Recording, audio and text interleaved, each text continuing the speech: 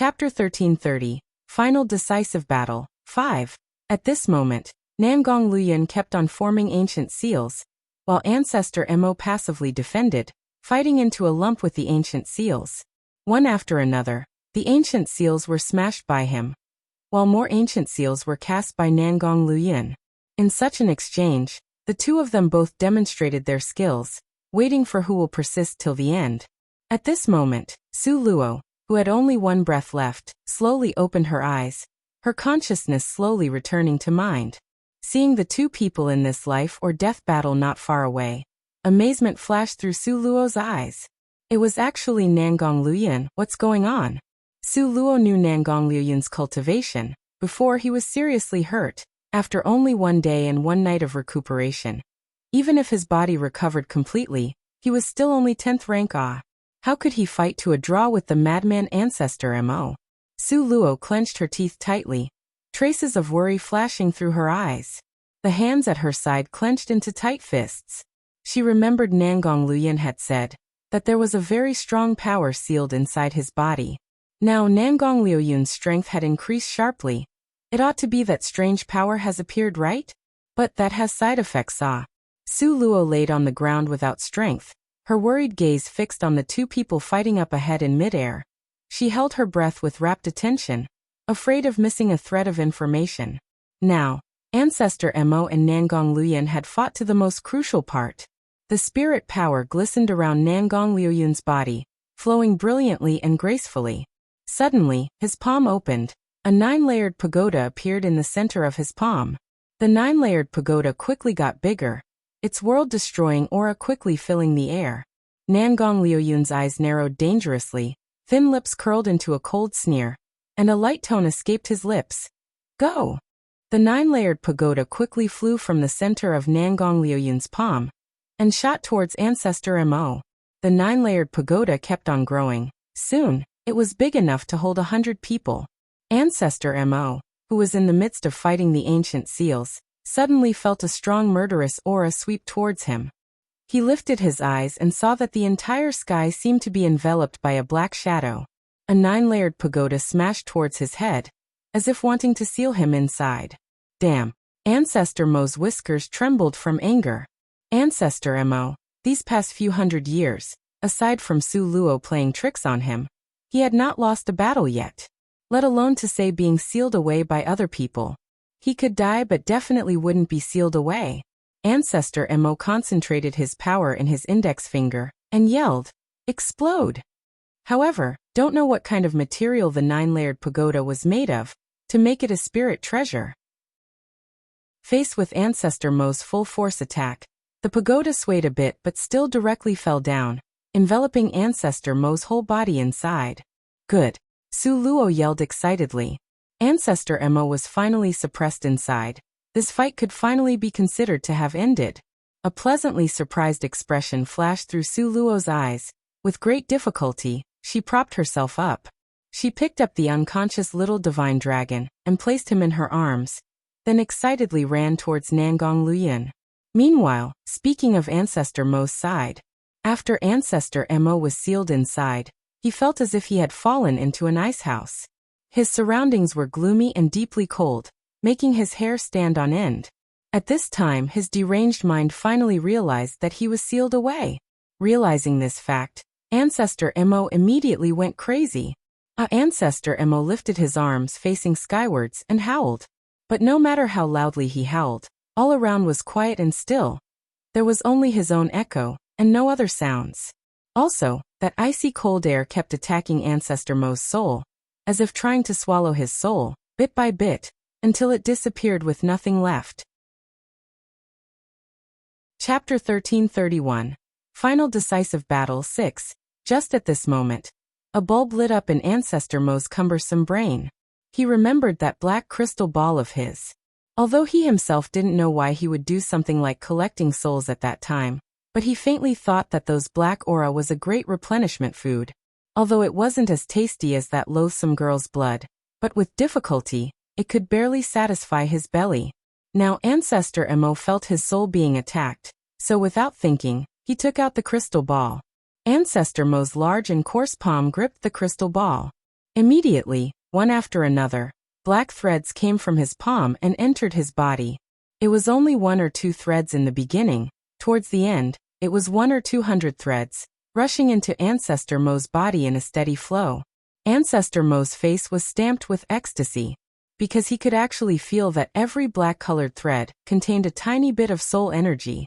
Although the soul energy contained in these black-colored threads were tiny, but there were so many of them, a full million threads of soul energy, When all the soul energy came together in Ancestor Mo's body, afterwards, his body seemed to have gone through some kind of notable transformation. Ancestor Mo madly howled. Suddenly, a primitive and strong imposing aura rapidly emerged, black air spreading in all directions.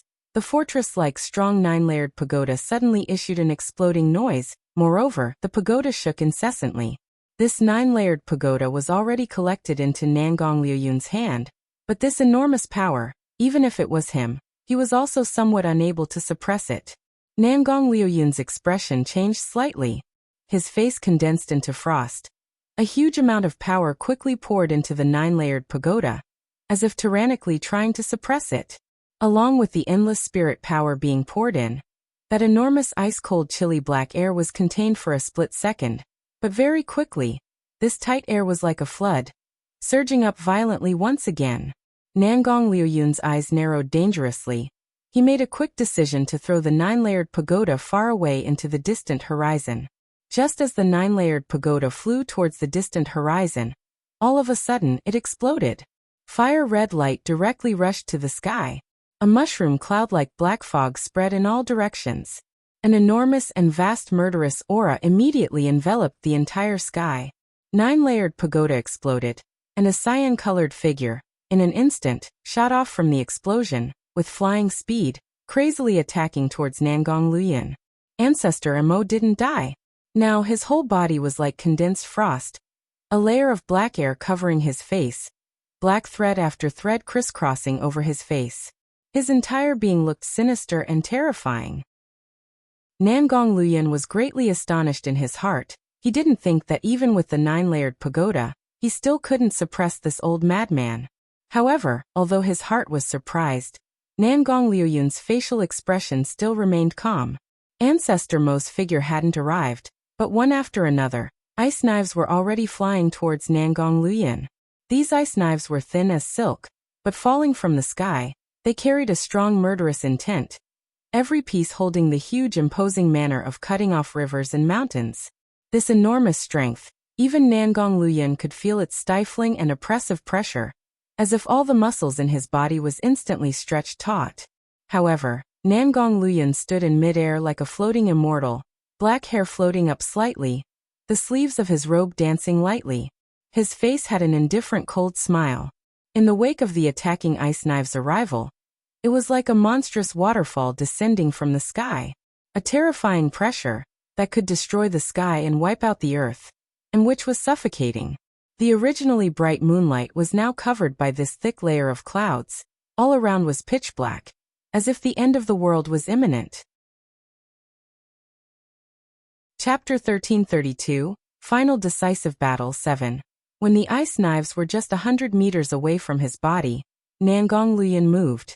His hands made seals, and very quickly, in the space above his head, appeared one flicking dragon serpent-shaped lightning after another. Every lightning was shining and magnificent, making sizzling sounds as if it contained an inexhaustible amount of terrifying power. The lightning bolts quickly assembled into a lightning sea, and purple-colored rays of light flickered and sparkled. Go! Nangong Liuyun's eyes condensed into frost, his long, thin fingers calmly pointing forward. Very quickly, the endless sea of lightning soared towards the ice knives. Rumble, rumble. Crackle, crackle. The purple-colored sea of lightning and the sparkling, transparent ice knives collided. Momentarily, an incinerating fire collided with lightning, sending sparks all over the place. It was even more beautiful than the most beautiful fireworks by 100%. Su Luo's figure stood, transfixed in place. She raised her head, and foolishly watched this beautiful scenery that was never seen since the dawn of time till now, engraving the memory of this deeply into her mind. Perhaps her whole life since rebirth, she wouldn't be able to forget this dazzling radiance. Now, because of this violent collision, an intense chaos took place in the spirit force in the whole horizon. The earth and the surroundings once again gone through another great change. If it was said that Ancestor Mo's crazed howl in the beginning could overturn the entire leveled ground to bury the corpses, then at this time, the surface cracks were even more miserable. Su Luo didn't know how to describe the scene at this time. She only knew that the entire earth was rocking violently, and then it sunk in. The originally vast flat grassland, now because of this battle, all caved in. Within a 20-kilometer radius, the flat land, in an instant, turned into a deep pit. If it rained, then this would turn into the most perfectly formed natural lake. In the past, Su Luo doubted the story of Purgatory City's master smashing a mountain peak into a lake, but now she saw it with her own eyes, so she firmly believed that matter. So, it turned out, a real strong expert really could be strong to this degree. Witnessing this rare battle between two strong experts, Su Luo's soul was baptized and enlightened. Now her state was not at the 8th rank, but because her spirit power still stayed at 8th rank, so temporarily, she still couldn't be promoted. In the wake of the sea of lightning blocking the ice knives, Nangong Liuyun's eyes condensed out a trace of frost. Because he felt that his body's functions were already declining, if he couldn't settle Ancestor Mo in another 15 minutes, then he and Su Luo would undoubtedly die. That strange power in his body was too enormous. It was not something he could control completely right now. Although he had broken through to the commander rank, and could form even more seals, and release even stronger strength, however, his body couldn't handle such an enormous force. A trace of annoyance quickly flashed past Nangong Liuyun's face. He didn't expect Ancestor Mo would be crazier and more difficult to deal with than before. Currently the only plan was to stake it all. The desire to commit murder burst forth from Nangong Liuyun's eyes. For a moment, his foot tapped out his secret martial arts, and his entire person seemed to have become a sharp sword. He charged towards Ancestor Mo with the speed of light and an awe-inspiring murderous intent. The more he fought, the braver Ancestor Mo became, with uninterrupted killing moves. A madman's world, because there was no other matter to distract the heart, so their strength of concentration was very strong. After absorbing close to 1,000,000 souls, Ancestor Mo's soul had reached an unprecedented strength. Two exceptional experts at their peak, battling like mad. From this part of the world, directly killing to the distant horizon. This place just so happened to be the border between northern Mo and eastern Ling, besides a piece of grassland in the middle. The rest were all mountain ranges. Also, it was not far from the Black Forest. They each displayed their abilities, used their own surprising moves, and the entire area of this world looked ferocious. Chapter 1333. Final Decisive Battle. 8. Below them, lake water that surged to the sky flowed backwards. Mountain peaks that were formed from a millennium years of pounding, caved in one after another like tofu pulp, unable to withstand a single blow. At the edge of the dark forest, numerous ancient trees were turned into fine powder. An unbroken chain of mountain peaks were razed to the ground. Nangong Liuyun madly excited his own potential, pushing his fighting strength to the peak. Even though his body right now already couldn't withstand the burden, his back dripping with cold sweat, and more obvious traces of blood appearing on his skin. His whole body looked like it was about to explode. However, he only needed to recall if he gave up and died, his treasured Su Luo would also die, so he would clench his teeth and stick it out. He fought like mad. Faced with Nangong Liuyun's berserk destructive power, even Ancestor Mo's soul, which was still powerfully at its peak, could also feel the real pressure. All of a sudden, Ancestor Mo's long arms stretched out. A kilometer-high mountain peak unexpectedly was pulled up by him and tightly gripped in his hand. He actually took the sharp mountain peak to used it as a sword, fiercely aiming it straight for Nangong Liuyun. Momentarily, the spirit energy between heaven and earth exploded. Nangong Liuyun's eyes were electric. Suddenly, a black longsword appeared in his hand. Qi Shao sword. After this sword came out of 9 different palace halls, he only used it once. Last time, he also used it to fight Ancestor Mo, but that time, because his body still haven't fully recovered from its heavy injury, so he was only able to release 30% of its power. He was always regretting this matter, and felt guilt towards Qi Xiao's sword.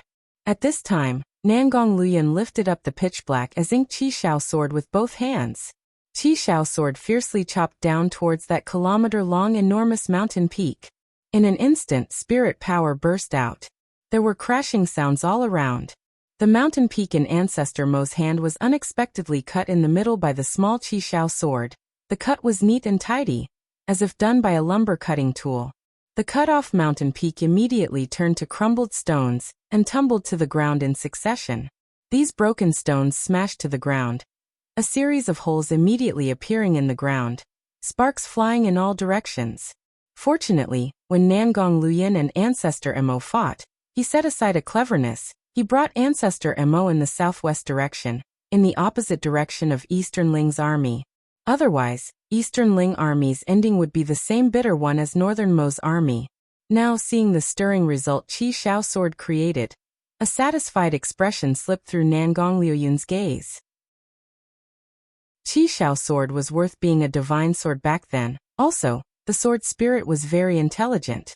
The stronger his master was, the greater the power it could produce. At that time, he could only bring out the strength of a 9th rank, really far inferior to Madman Mo. But now what the commander ranked him could bring out was a completely different result. He had no more time, only the last breath's time. He must finish this battle quickly. Nangong Liuyun turned his head back, looking at the distant figure of Su Luo's rushing over. The corner of his lips curled into a wanton, demonic smile. His Luo girl, no matter what, was always so cute. He really loved her most miserably, if there was a next life.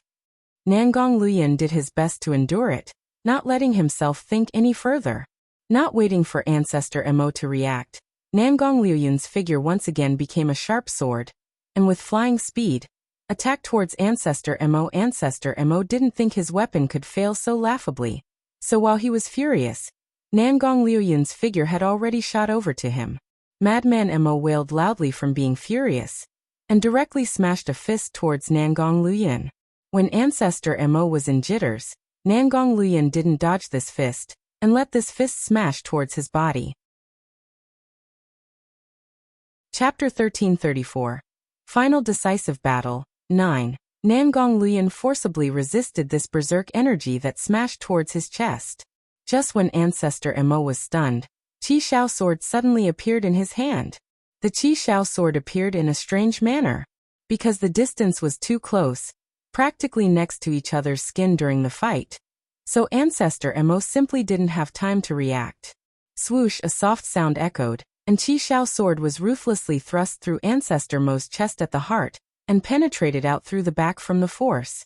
Having cultivated up to the peak of the saint rank, other swords, for Ancestor Mo, already didn't have any harmfulness. Only the Qi Xiao sword, after drinking blood and was only held in Nangong Liuyun's hands, who condensed out all of its strength in one attack, only this Qi Xiao sword could cause injury to him. Ancestor Mo lowered his head in astonishment, and saw that only Qi Xiao's sword's hilt remained outside of his chest. For a moment, he was somewhat at a loss and puzzled. Fresh blood rolled down, drop by drop. It tumbled to the ground from midair. Ancestor Mo opened his mouth, but he was unable to say anything. Very quickly he came to his senses. He was being assassinated. Ancestor Mo's entire being's prominent crazed expression paused. Describing Ancestor Mo's reaction was slow. In fact, it was fast as lightning. After he came to his senses, his entire person emerged furious, and he heavily smashed a fist towards Nangong Liuyun. Nangong Liuyun had used all his strength on the Qi Xiao sword to assassinate Ancestor Mo. So he already didn't have the power to defend. In fact, just as he thrust the Qi Xiao sword into Ancestor Mo's chest, his body already could not support it and directly fell to the ground. However, after Ancestor Mo returned to his senses, he directly smashed a fist towards Nangong Liuyun. How could Nangong Liuyun, who didn't have a threat of spirit power for defense, bear this strike? Before, he already forcibly bore that heaven-destroying palm strike from Ancestor Mo. Now, there was not the slightest bit of spirit power to protect his body. His body would directly be exploded into tatters. Just at this crucial moment, Su Luo had already arrived by teleport. When she saw Nangong Liuyun's falling figure, Her entire being almost went crazy.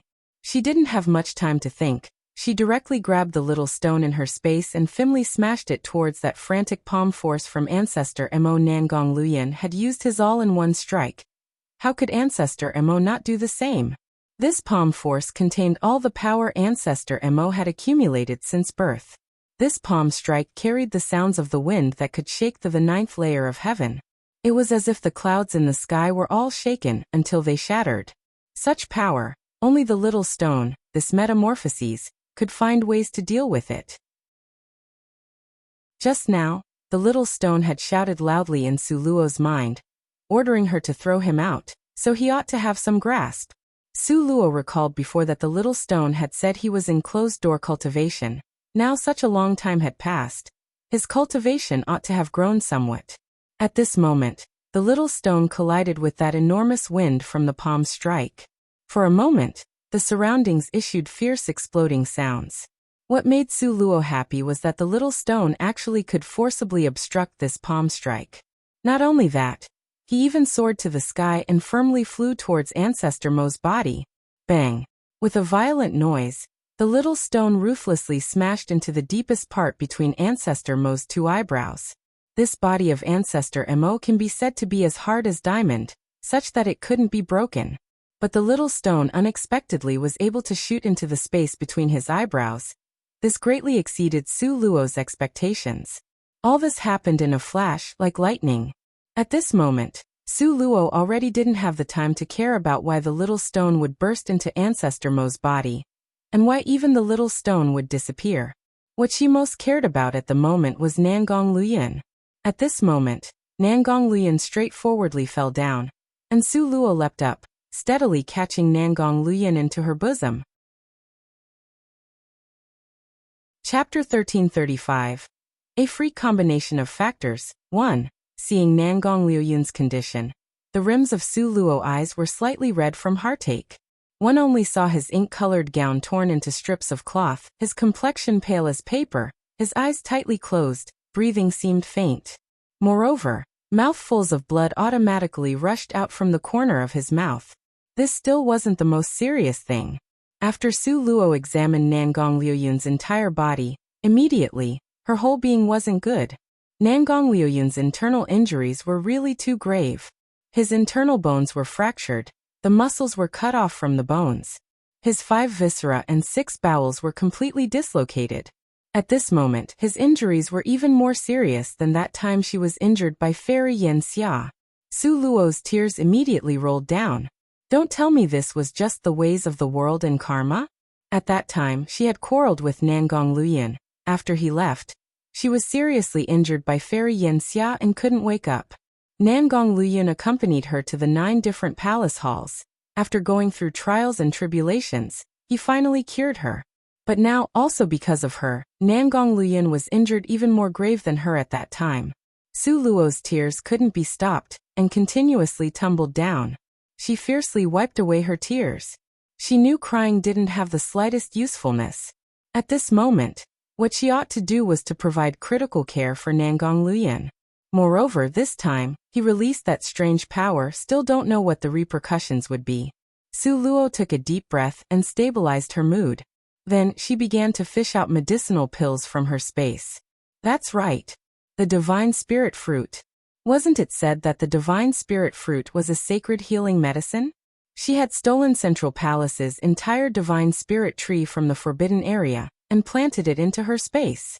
Su Luo thought of this, and hurriedly rummaged through her space to look for the divine spirit fruit. In her heart, she unceasingly prayed for the divine spirit fruit to quickly ripen. Su Luo's luck still hadn't gotten worse to the extreme point. In just that split second, a moment ago, the divine spirit fruit seemed to have reacted to the anxiety in its owner's heart, so just by chance it ripened. Su Luo grabbed one, squeezed out the juice, pulled open Nangong Liuyun's mouth and fed him the juice. Nangong Liuyun, using her hand, completely ingested the divine spirit fruit's juice until practically nothing was left. Su Luo saw his appearance of still wishing to continue, so she thought a bit and took out another ripe, plump divine spirit fruit, and fed it to Nangong Liuyun. Nangong Liuyun, although he had lost consciousness, but his body's instinct was still exceptionally sensitive. He knew the divine spirit fruit could help him heal, so using Su Luo's hand, he swallowed another divine spirit fruit. Also, fortunately, Su Luo had 6 ripe divine spirit fruits at hand. Otherwise, she really didn't know from where she would find them for him to eat. After eating the 2 divine spirit fruits as medicine, Nangong Liuyun's expression already wasn't so pale as in the beginning. Su Luo originally wanted to use her own blood for him to heal, but she recalled what Nangong Liuyun had said once before. At that time, when Su Luo saved him and gave him medical treatment, his body already had her blood, so more blood for him was useless. Thinking of this, Su Luo also abandoned this plan. At this moment, faint rays of light emerged from Nangong Liuyun's pubic region, and the spirit energy in the rays of light gradually circulated.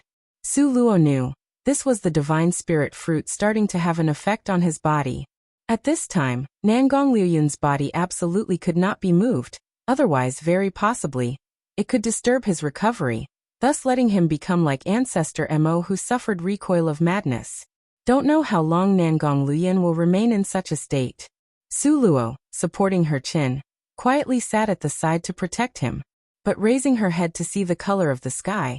At this moment, it was already at the crack of dawn, when the fog just so happens to be densest. All around the grassy meadow was damp. Su Luo thought for a bit before she got up to go into the forest. After she came out, there was already a built wooden room in her hand. Chapter 1336. A freak combination of factors. 2. Su Luo slowed her hands' movements as much as possible. She inserted this wooden room in place firmly. Afterwards, she accompanied at Nangong Liuyun's side with single-hearted devotion, constantly taking note of the condition of his injury and his activity. At this moment, suddenly, a creaking sound came from outside. This sound was mechanical and had a rhythm. Sounding in the pitch-black night, gave people a feeling of hair standing on end.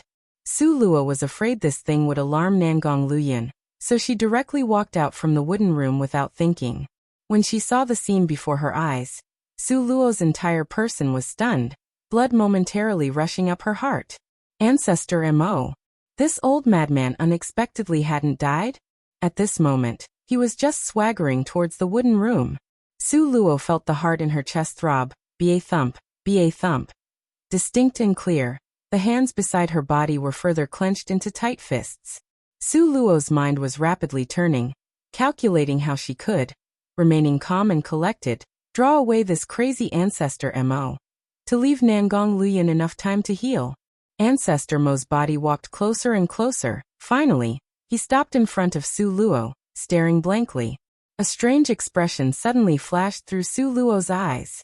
Because she felt when Ancestor Mo was coming head-on just now, something about him was strange. Although she couldn't specifically say what, she always felt it was fishy somewhere. Ancestor Mo's pair of remotely cold eyes shot toward Su Luo. His body was still, not at all like several times before, that kind of crazily pouncing over to suck her blood.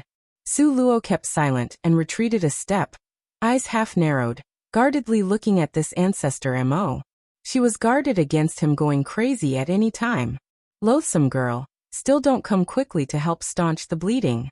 A familiar voice sounded from Su Luo's mind. You guys didn't see wrong. Ancestor Mo's mouth didn't move. His voice came from the depths of Su Luo's mind, as if he was Su Luo's contracted beast. Contracted beast?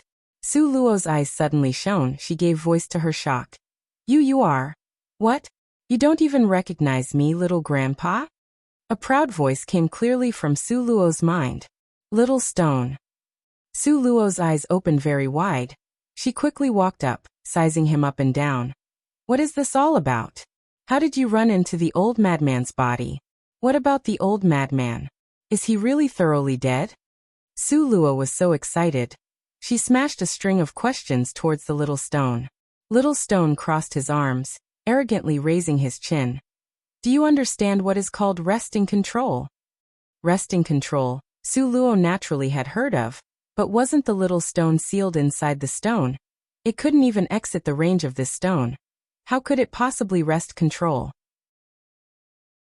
Su Luo thought like this and naturally also said it like so. But once she said these words, she was thoroughly disdained by the little stone. This old madman's luck is also good. Before death, he swallowed a great amount of people's souls. His soul was exceptionally huge, so the drifting of his dying soul was slow. It let little grandpa pick up a bargain. The little stone was somewhat complacent, but immediately also was all kinds of disdainful. Humph humph, just this extremely ugly rotten body. Little grandpa is willing to use him, that is his good fortune. Su Luo suddenly felt speechless. You already wrest control of somebody else's body and took this body for your own. Conversely, still disliked that this body wasn't pretty enough? Worthy of being the little stone that never suffered losses and still flaunted having picked up a bargain. So now you can control this body? Su Luo showed she was somewhat skeptical, because just now, when Ancestor Mo's body walked over, the steps were mechanical. Each step seemed to be measured just to an exact size. At a glance, it made Su Luo feel very awkward from her heart.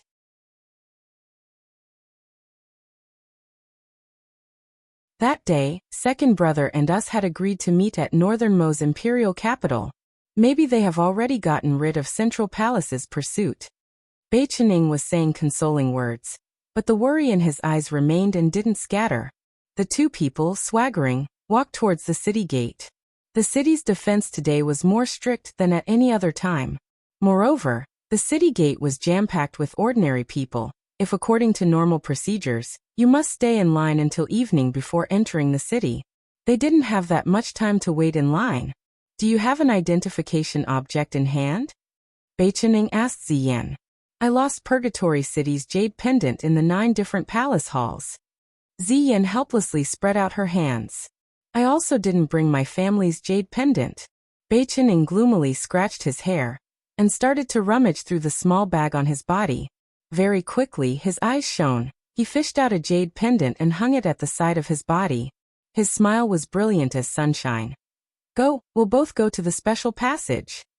Ziyan somewhat worriedly looked at the jade pendant hanging at his side. This is Mo Yunfeng's jade pendant, right? Yeah, this is Central Palace's core disciple's jade pendant. There aren't that many in the entire Central Palace. Bei Chenying's smile had a bit of being pleased with himself. Central Palace and the Xianyuan imperial family are on very friendly terms. Relying on this jade pendant, in this imperial capital, we can even go sideways. Chapter 1338.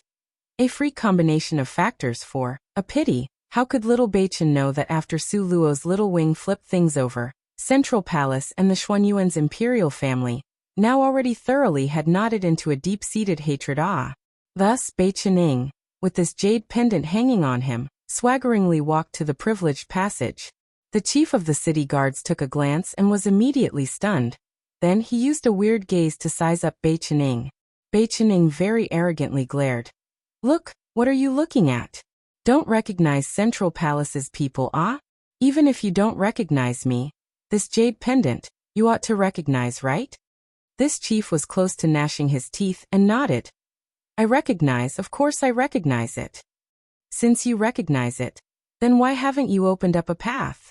Bei Chening thought, in any case, he was borrowing Central Palace's influence. Naturally, the more arrogant the better. The chief, seeing this huge idiot before his eyes who still didn't know the current situation, secretly smiled coldly in his heart. However, on the surface he became more respectful. Please go over here. Since it is Central Palace's people, naturally we can't neglect. We will go now to inform the imperial court. Bei Chening arrogantly waved his hand. You don't need to notify the imperial court. You guys go busy with your own stuff. This young master has a place to go to. Good young master, please do as you like.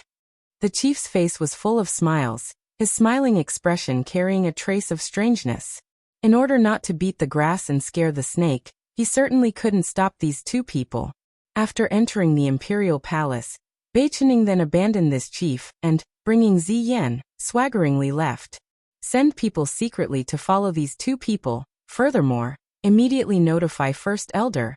Just say Central Palace's core disciple came to the imperial capital. Malicious rays of light flashed through the chief's eyes. After yesterday's matter, the First Elder hated Central Palace to the point of gnashing his teeth. This time, he had done a service deserving of great merit. After entering the city gate, Ziyan nevertheless pursed her brows. This northernmost imperial capital. I have been to one before, but this time, why does it feel so strange? You also have this kind of feeling? Bei Qining was usually careless, but quite sharp at times, just now, during the dialogue between him and that chief. In fact, he already somewhat sensed it. Yeah, that chief's smile was too fake, oozing fakeness. Ziyan looked at the jade pendant hanging at Bei Qining's waist. You say, could this jade pendant of yours have any problem? Perhaps there's Mo Yunfeng's imprint on top of this? Therefore, people recognized it and knew we killed Mo Yunfeng. If it was indeed like this was being clever, and ending up with egg on one's face. Bei Qining untied the jade pendant. He again carefully sized it up once through, before saying with wrinkled brows. The jade pendant of Central Palace's core disciples are all the same. I felt the imprint on top before, nothing special about it. Then that's odd. Ziyan's brows wrinkled even more. Suddenly, a light flashed in her eyes. Not good, we're being watched. Bei Qinying's complexion was also somewhat strange. Could second brother and Luo have met with a mishap here? The two people exchanged a glance, shock flashing through both of their eyes. Bei Qining didn't have enough time to think. In passing, he grabbed a youngster that passed beside him that had an anxious expression. This younger brother, borrow you to talk for a bit. The youngster's wrist was clamped down originally. He wanted to berate, but seeing that Bei Qining and Ziyan's bearings were aristocratic, he immediately lowered half of his arrogance, and said with a hurried voice. What do you guys want to ask? Did something happen in the imperial city? I saw every one of you all in a hurry. Moreover, there are even whole families moving out? Bei Qining asked with curiosity across his whole face. You guys are out-of-towners? The youngster sized Bei Qining up and down. Mentioning this, Bei Qining, this arrogant idler, started to ridicule. The city gate is very congested. It seems each and every one was carrying a package as if moving with their whole family like a refugee. You say, what's going on in your northern MOA? Chapter 1339. A freak combination of factors 5. The youngster looked at Bei Qining with a gaze of looking at an idiot. Last night, the entire imperial palace was razed to the ground. You say what's going on? Bei Qinying's mouth immediately formed an O shape. Ziyan at the side was also dumbstruck. The two people exchanged glances. Their eyes both had a disbelieving expression. They originally thought Nangong and Su Luo were captured, but they never expected it was that Xuanyuan's imperial palace was destroyed. Do you know who destroyed it? Bei Qinying's heart had a not-so-good premonition. The youngster lowered his voice, leaning close to Bei Qinying's ear to say, I heard it was an old madman. Old madman? Bei Qining and Ziyan searched in their minds for an old madman on this continent with the strength to destroy Northern Mo's imperial palace into dregs. However, thinking it over and over again, they couldn't recall any such person that existed. Because they had ran away relatively early, they simply didn't know that Mo family's elder ancestor had already gone mad. This is impossible, right? Bei Qining questioned. After being called into question, the young man suddenly wasn't happy. Hey, I told you and you still don't believe it. Last night, the entire imperial capital's people also saw this. That old madman stood high up in the sky like a giant. He smashed one fist after another at the imperial palace. Not long after, the imperial palace was razed to the ground. If you don't believe it, just ask the people on the street. Everyone saw it with their own eyes. Last night, with such a big movement, in the entire imperial capital practically no one fell asleep peacefully. On top of that, Ancestor Mo flew in the air, so a lot of people really did personally see it. An old man passing by on the side also echoed, this old man has lived for so many years and never experienced that kind of frightening matter like last night. Really was terrifying. At this moment, another person butted in. That's right, didn't someone say that that old madman was the legendary one from Central Palace? Don't Central Palace and our Northern Mo have the most stable alliance? How could it be? God knows, moreover, there are rumors that say, that old madman is Central Palace's elder ancestor. Hearing these words, even if Bei Qining and Ziyan were stupid, they once again returned to their senses. That day, the first time after Su Luo returned from the treasure storage pavilion and was invited over, they remembered at that time, Su Luo had said she was going to donate blood to Central Palace's elder ancestor. At that time, Central Palace's elder ancestor already had some problems. Bei Qining lowered his voice and said to Ziyan, "This absolutely is Luo Luo's style." Ziyan expressed her agreement. Worthy of being Luo Luo, us bringing Mo Yunfeng to fly like a kite was already incredibly tiring. Luo Luo actually dared to bring elder ancestor Mo to fly like a kite, and even used him to destroy Northern Mo's imperial palace. For a moment, the two people's admiration for Su Luo was simply to the point of prostrating themselves in worship. However, soon after, the two of them quickly returned to their senses again. Northern Mo's imperial family's anger was difficult to eliminate. They were itching to raze Central Palace to the ground in the same way. Just at such a crucial moment, they held the jade pendant of Central Palace's core disciples to enter the city. It's no wonder just now that Chief's face was full of a strange smile. So, it turned out the two of them were big fat sheep that voluntarily delivered themselves to the door. Quickly run. Bei Qining didn't have time to think, and brought Ziyan to fly up on the roof. Quickly, they dashed towards the south city walls. Entered the city capital, and you guys still want to run out? Must be dreaming. At this moment, countless figures that were secretly hidden flew up in the air, quickly dashing towards the two people while calling loudly, "In front are Central Palace's remaining evil members. Everyone quickly chase." Up ahead, Bei Qining and Ziyan, the two of them, wanted to cry but lacked the tears. The heavens, why do you toy with me like this? Bei Qining felt so gloomy he almost cried. He could have taken out anything, but he actually took out Mo Yunfeng's jade pendant as Central Palace's core disciple. Caused him to want to loudly shout that he was the second young master of Beichen Palace right now, but simply no one would believe him. Chapter 1340. A freak combination of factors. 6. Ziyan was also depressed to the extreme. Don't curse the heavens, in case it becomes unhappy and gives you another freak accident. At that time, it'll certainly be tragic. Oh. What you said is also right. Bei Qining readily followed good advice. With a glance behind his body, he was scared into jumping by those soldiers chasing them that were surging up violently behind them. Where should we run to? Northern Mo's army camp. Ziyan was gnashing her teeth. A spirited light flashed through her eyes. Dare to chase after us, humph humph. If I don't stir up their army camp into complete confusion, then I am not Ziyan. Can't help but say, Ziyan and Su Luo, these beautiful sisters really thought of the same thing. So to speak, one shouldn't provoke a woman. The two people ran very fast, but what made them miserable was that Chief from earlier had already reported this matter to First Elder. Last night, First Elder was frozen over by the old madman, so he very fortunately escaped a calamity. After a night's great effort, First Elder used up his full mental and physical strength to finally break through the layer of ice and come out from inside.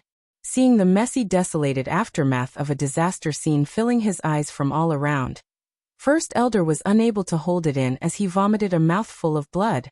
Just at this moment, someone outside hurriedly came to report, saying that Central Palace's core disciple had come to the imperial capital.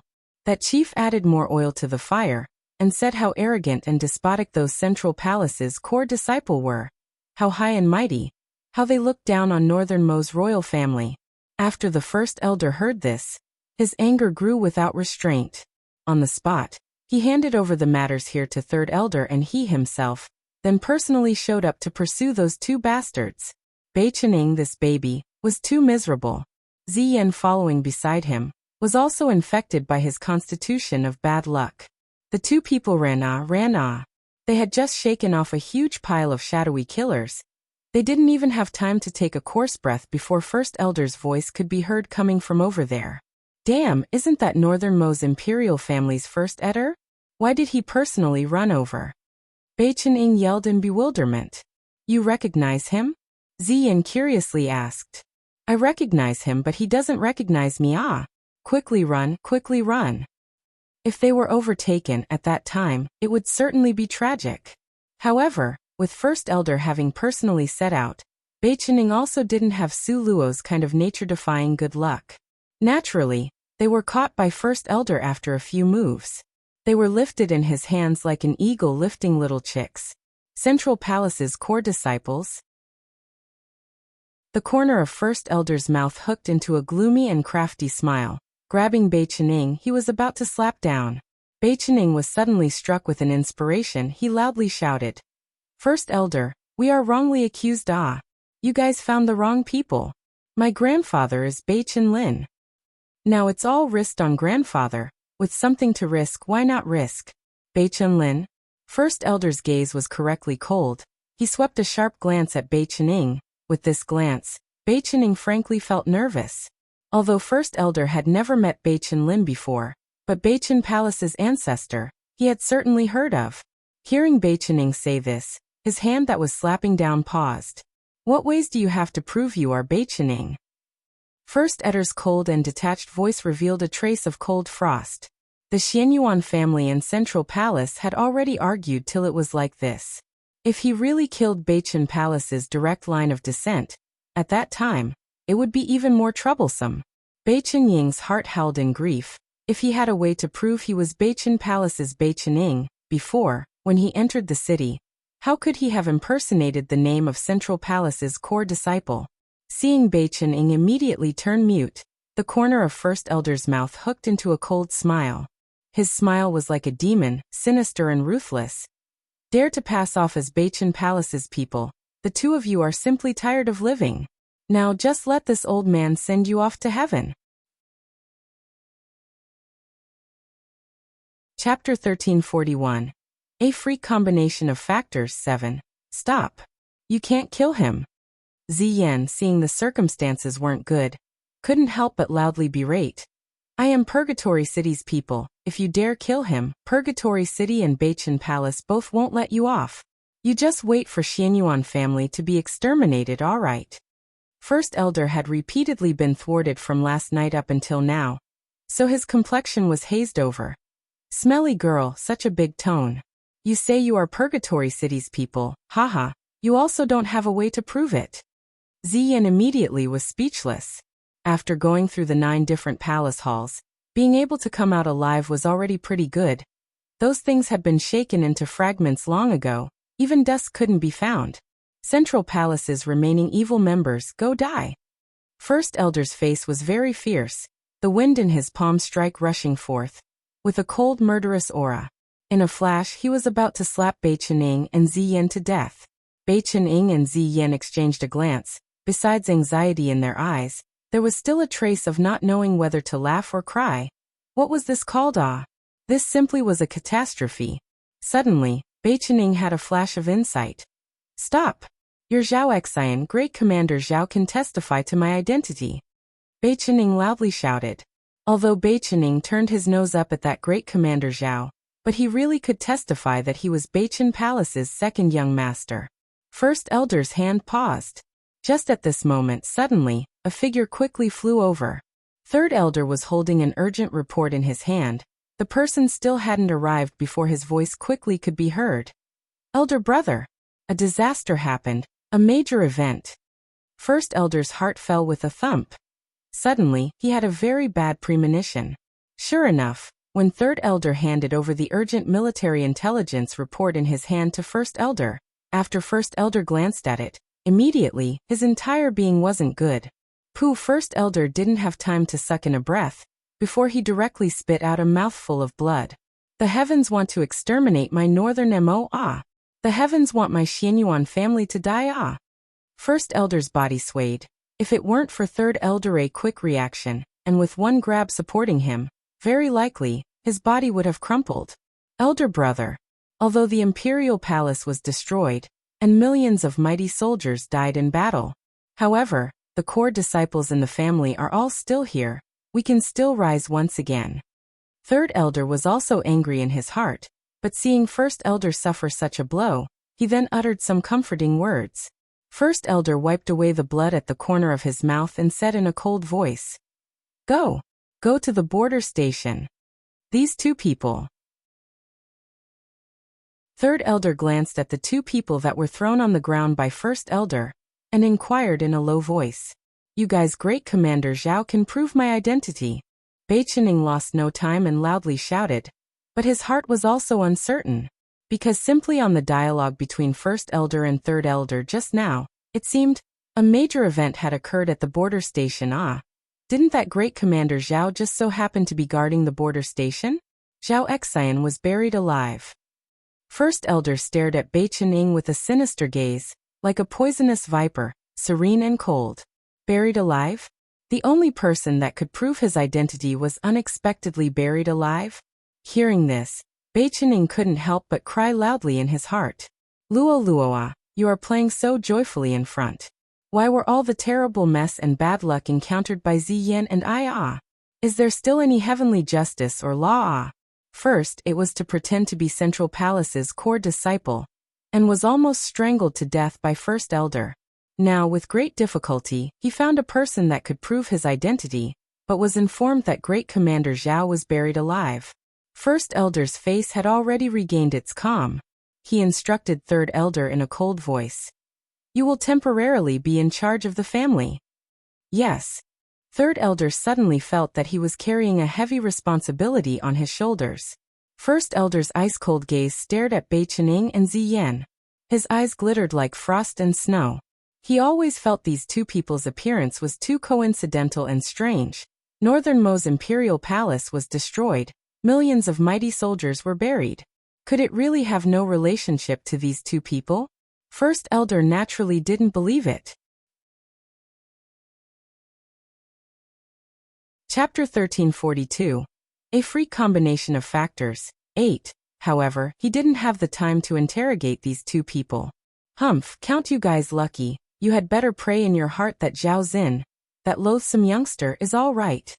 First Elder extended his arm, lifted one in each hand and very quickly went towards the border station. Very quickly, First Elder arrived at Northern Mo's barracks in a strategic location. Seeing this bitter, miserable scene before his eyes, another mouthful of blood violently rushed out of First Elder. If not for him strongly suppressing it, very likely this old man would once again vomit blood incessantly. Even Bei Qining and Ziyan were both stunned. This can't be the army camp's garrison, right? Bei Qining stuck out his tongue, unimaginable disbelief filling his eyes. The original army camp's garrison now had turned into a huge deep pit. This deep pit had a radius of no less than 10 kilometers. It was approximately several tens of meters deep. Even a single pelt used for sleeping from the garrison wasn't here, but First Elder was very certain they were buried deep down below right here. A whole million soldiers, all the Northern Mo's elite, Originally, he had wanted to rely on their iron hooves to reach Eastern Ling, from there, to incorporate Eastern Ling into Northern Mo's territory. However, this moment embodied the phrase, hadn't triumphed yet and died first. First Elder stood in place in a daze, both hands firmly tightened into fists. Because of his anger, he was trembling non-stop. The veins on his face bulged out, his appearance twisted into a knot. Under his rage, he appeared extremely terrifying. Bei Qining pulled Ziyan to retreat a step. This kind of First Elder, who dared provoke. Who provoked him, who will die. Suddenly, after First Elder swept around his surroundings once, his gaze abruptly looked straight ahead. That place was where Nangong Liuyun and Ancestor Mo had left traces of their fight. First Elder originally wanted to kill Bei Qining and Ziyan with one palm strike. In the end, he still did his utmost to endure. Soon after, he picked up the two people and quickly flew over in the direction where the traces of battle were. This place was where two extremely strong people at the pinnacle had fought previously. Among them, one was certainly Ancestor Mo. As for the other person? In the end, who won and who lost? These questions circled in First Elder's mind. Because he was unable to understand, therefore, he followed the traces of battle and searched all the way. Have to say, the battle between those two people before was very fierce. These forests, grasslands and mountains along the way all had traces of being destroyed. First Elder effortlessly found it and followed after it. Very quickly, a wooden cabin appeared up ahead. At this moment, in the wooden cabin, Nangong Liuyun still laid there. The light from his spirit force flashed, hovering and circling his entire body. His body was gradually being restored. On the side, Su Luo silently meditated, protecting him. Because Su Luo had carried back the divine spirit tree, so there were 6 divine spirit fruits in her space. Before, she had fed Nangong Liuyun 2 and fed the little divine dragon 1.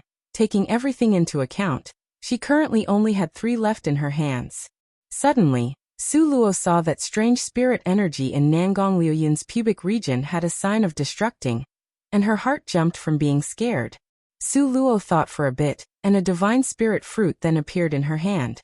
When she had passed the divine spirit fruit to Nangong Liuyun's mouth, and squeezed out a bit of juice, Nangong Liuyun's thin red lips automatically opened. A happy expression appeared in Su Luo's eyes. At the same time, she rejoiced even more in her heart. Fortunately, she was smart and had dug out the entire divine spirit tree, otherwise the divine spirit fruits would be greatly insufficient.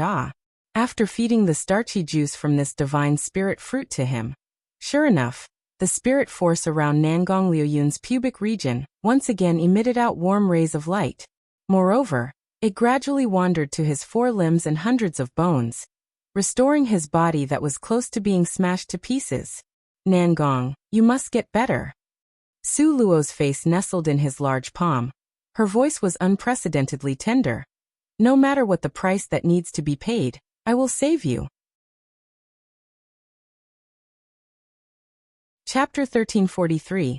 A freak combination of factors. 9. Just at this moment Little Stone, who was controlling Ancestor Mo's body, opened his eyes from meditation and suddenly stood up. Trouble has come.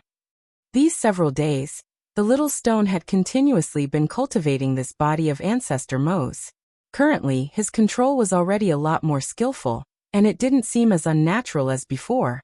What's wrong?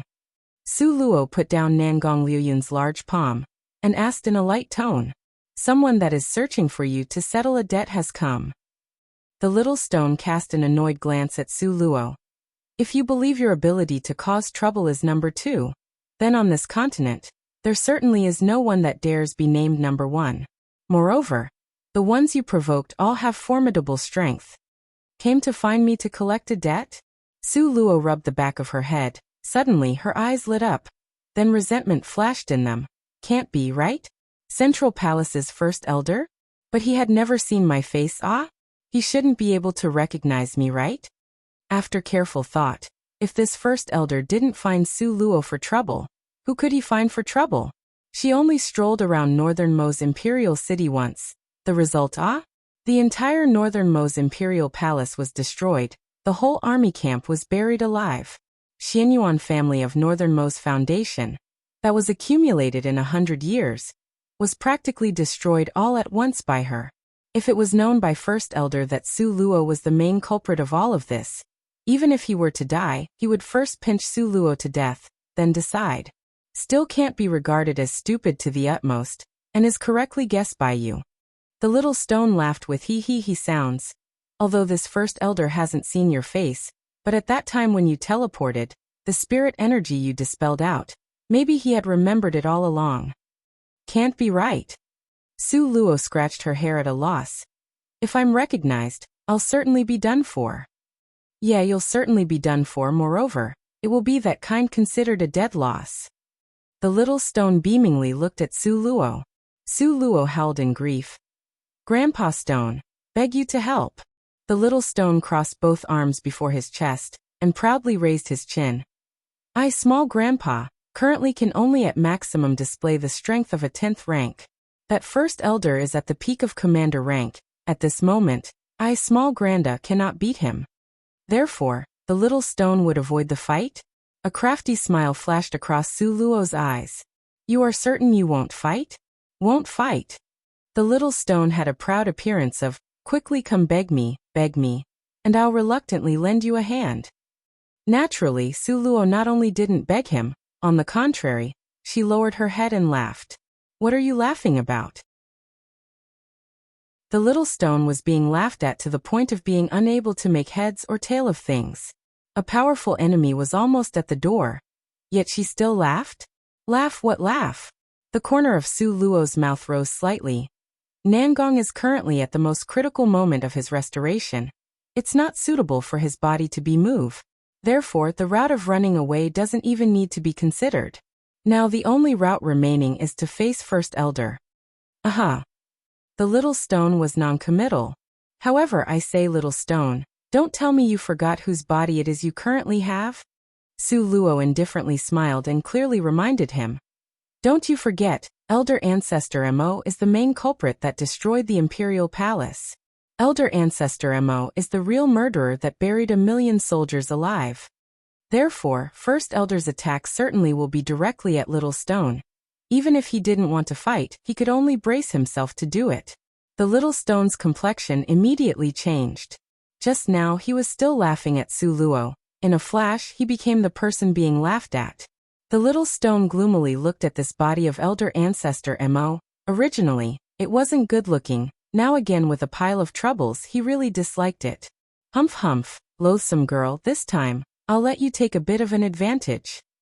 The Little Stone finished talking, pushed aside the curtain, then directly went out.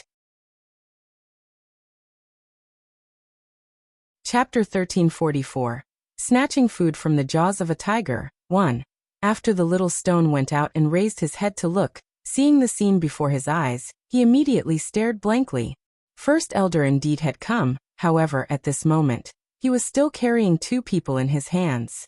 He even knew these 2 people? They actually were Ziyan and Beichening. The Little Stone secretly curled his lip. How could this foolish young guy and foolish girl be so unlucky to be caught by First Elder? At this time, Su Luo also walked out of the small wooden cabin, raised her head and saw these 2 people, and the same thought as the Little Stones emerged from her heart. Beichening and Ziyin uniformly gazed at Su Luo as she walked out from behind. Beichening was just about to shout out one line, sister-in-law, but was ruthlessly kicked by Ziyan. Thus, she was able to kick his hot-blooded enthusiasm from him. That's right, if he shouted out at this time, then they really would be strangled alive by First Elder.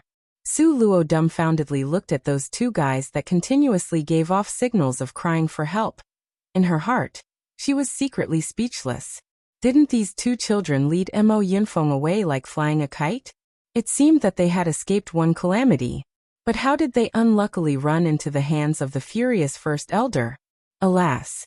However, at this time, she couldn't wait to hide. Wherefore would she even dare to open her mouth to ask for people from the First Elder? It seemed she could only play it by ear. At this moment, there was a strange quietness all around. Both sides each had restraining fear in their hearts. First Elder had a restraining fear of Ancestor Mo's strength, and the Little Stone who had Ancestor Mo's body could only release cultivation at the 10th rank. Therefore at this moment, no one spoke. Suddenly, the Little Stone opened his eyes wide to glare, sweeping them towards First Elder in a rage. He snorted heavily in a cold tone. Dare to disturb this old man's quiet cultivation, such big guts. A strong cold intention was emitted out, and it caused First Elder to couldn't help but fall back a step. The 5 flavors of taste in First Elder were mixed. This Ancestor Mo before his eyes was the main culprit that destroyed Northern Mo's Imperial Palace. Now the enemy was in front of his eyes, but he was powerless. First Elder tightened his fists, bracing himself to inquire. Ancestor Mo, may I ask if the caving in the army camp of Northern Mo outside an area of 50 kilometers is related to you? The First Elder that was originally continuously affectionately calling, Elder Brother Mo, Elder Brother Mo, at this moment, was already compelled to change his way of address. When First Elder said these words, his hands were tightly clenched into fists. His heart was extremely angry.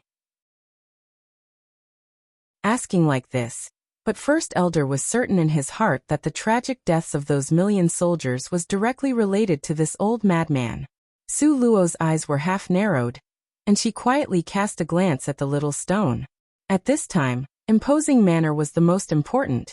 If First Elder had the upper hand in imposing mannerism, then a clue would very easily be discovered. In this way, the lives of everyone here were all clenched in First Elder's hand. After all, the Little Stone only had the strength of a 10th rank. Su Luo secretly was somewhat worried in her heart. At this moment, the Little Stone coldly snorted. That face that seemed to have been cut out by a knife was hardened into solemnness.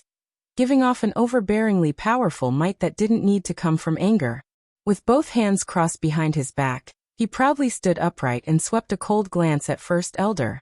This glance was like a wild storm and like flying sand grinded from stones. From among a chilly cold ice, carrying a ferociousness. This was the overbearing pressure coming from an absolutely powerful expert.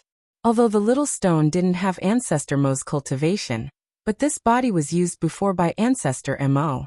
So the body still had that imposing manner belonging to him that remained, also adding in the little stone who was used to being pretentious, so First Elder was stopped by this tiger's roar. Only this glance was able to make First Elder retreat several steps in a row, before he finally was able to stabilize his mind. However, the astonishment in his heart was hard to describe with words. Chapter 1345. Snatching food from the jaws of a tiger. 2. First Elder secretly wiped the sweat off his forehead. How could he have forgotten? The person in front of him wasn't only just Ancestor Mo. He was also a temperamental madman that kills and snatches things. If he went crazy, then he would directly use Ice Frost technique.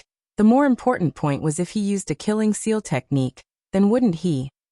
The First Elder temporarily hid the anger in his heart, and the hatred in his eyes also gradually vanished. At this time, First Elder completely didn't know, the original Ancestor Mo had already died. The Ancestor Mo in front of him's inner soul had already been replaced since earlier. Su Luo secretly wiped away the sweat off her forehead, and secretly raised her thumb up towards Little Stone. His acting was really good. He was able to become an unequaled under-the-sun old madman in front of the First Elder who, with a wave of his hand, could eliminate him. This acting skill really was brilliant. Even the Emperor of Films could only act to this degree, right? The Little Stone heavily humphed, tossing his sleeves with a cold face, didn't utter a word. Because the old madman's image before was both crazy and unreasonable. If he was to be reasonable, he would immediately be found out by First Elder. Seeing Ancestor Mo didn't make a move, First Elder's heart secretly loosened. If Ancestor Mo was to act as unscrupulously as last night, then it would be very tragic for him. First Elder thought a bit and finally asked, "Dare I ask Ancestor Mo, that army barracks, was it you? You have an objection?" Little Stone imitated old madman's voice. That low hoarse tone was about 70% similar. How could First Elder dare to object? He quickly shook his head. No objection. Humph, I didn't expect you would dare to object.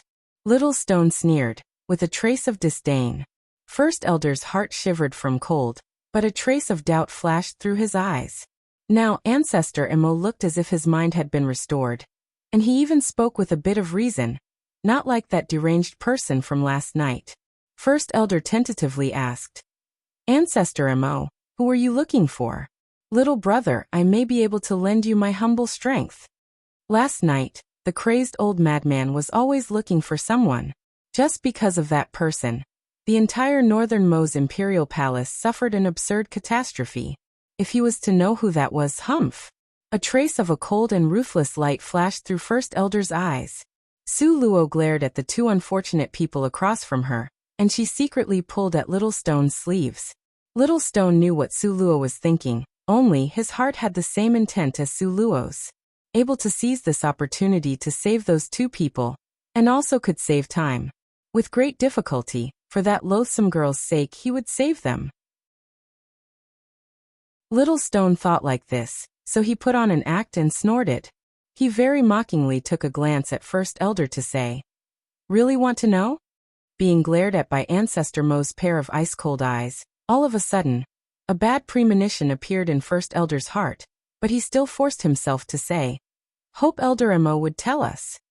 Even if he was to die, he still wanted to die knowing the truth. Little Stone's mouth curled up as he cast a disdainful glance at him. Afterwards, his gaze turned to those two people in his hand to indifferently say, "Far in the distance horizon, close right in front of your eyes." First Elder's gaze subconsciously shot towards Su Luo. However, Little Stone merely laughed repeatedly. "Where are your eyes looking to? Aren't they in your hand?" A trace of killing intent suddenly appeared in First Elder's eyes. The two people in his hands were actually the ones Ancestor Mo were looking for. These two people were actually the main culprits that got the Mo Imperial Palace destroyed in such a short time. This was simply too ridiculous. Before he had numerous opportunities to kill these two, but he hesitated, thereby missing golden opportunities, but now in front of Ancestor Mo. Chapter 1346. Snatching Food from the Jaws of a Tiger 3. First Elder used strength in his hand, and was just about to secretly kill these two people. Little Stone's lips hooked into a taunting smile. What? Want to put them to death in front of my face? Little Stone's words were casually spoken, and even had a touch of ridiculing tone, which was a smile that was not quite a smile. However, just because of this calmness, it made First Elder's heart even more fearful. First Elder's heart froze unconsciously, his hand stopped. Su Luo could no longer continue to watch. Little Stone was biased towards her, so placed the crime on Bai Qining and Ziyan. But how could she have a clear conscience and accept this? As a result, Su Luo took a step forward and coldly humped. Just now Ancestor Mo was joking with you. You really believed it, ah? First Elder stared at Su Luo with ill intentions. Ancestor Mo could use an arrogant tone towards him, but not everyone could casually interrupt him in front of his face. Not to mention, it was this silly little girl whose hair hadn't all grown out. First Elder's eyes gave off a cold light. Who are you, this little girl? Su Luo smiled faintly.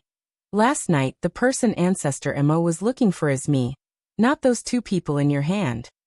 What evidence do you have? First Elder's eyes narrowed slightly.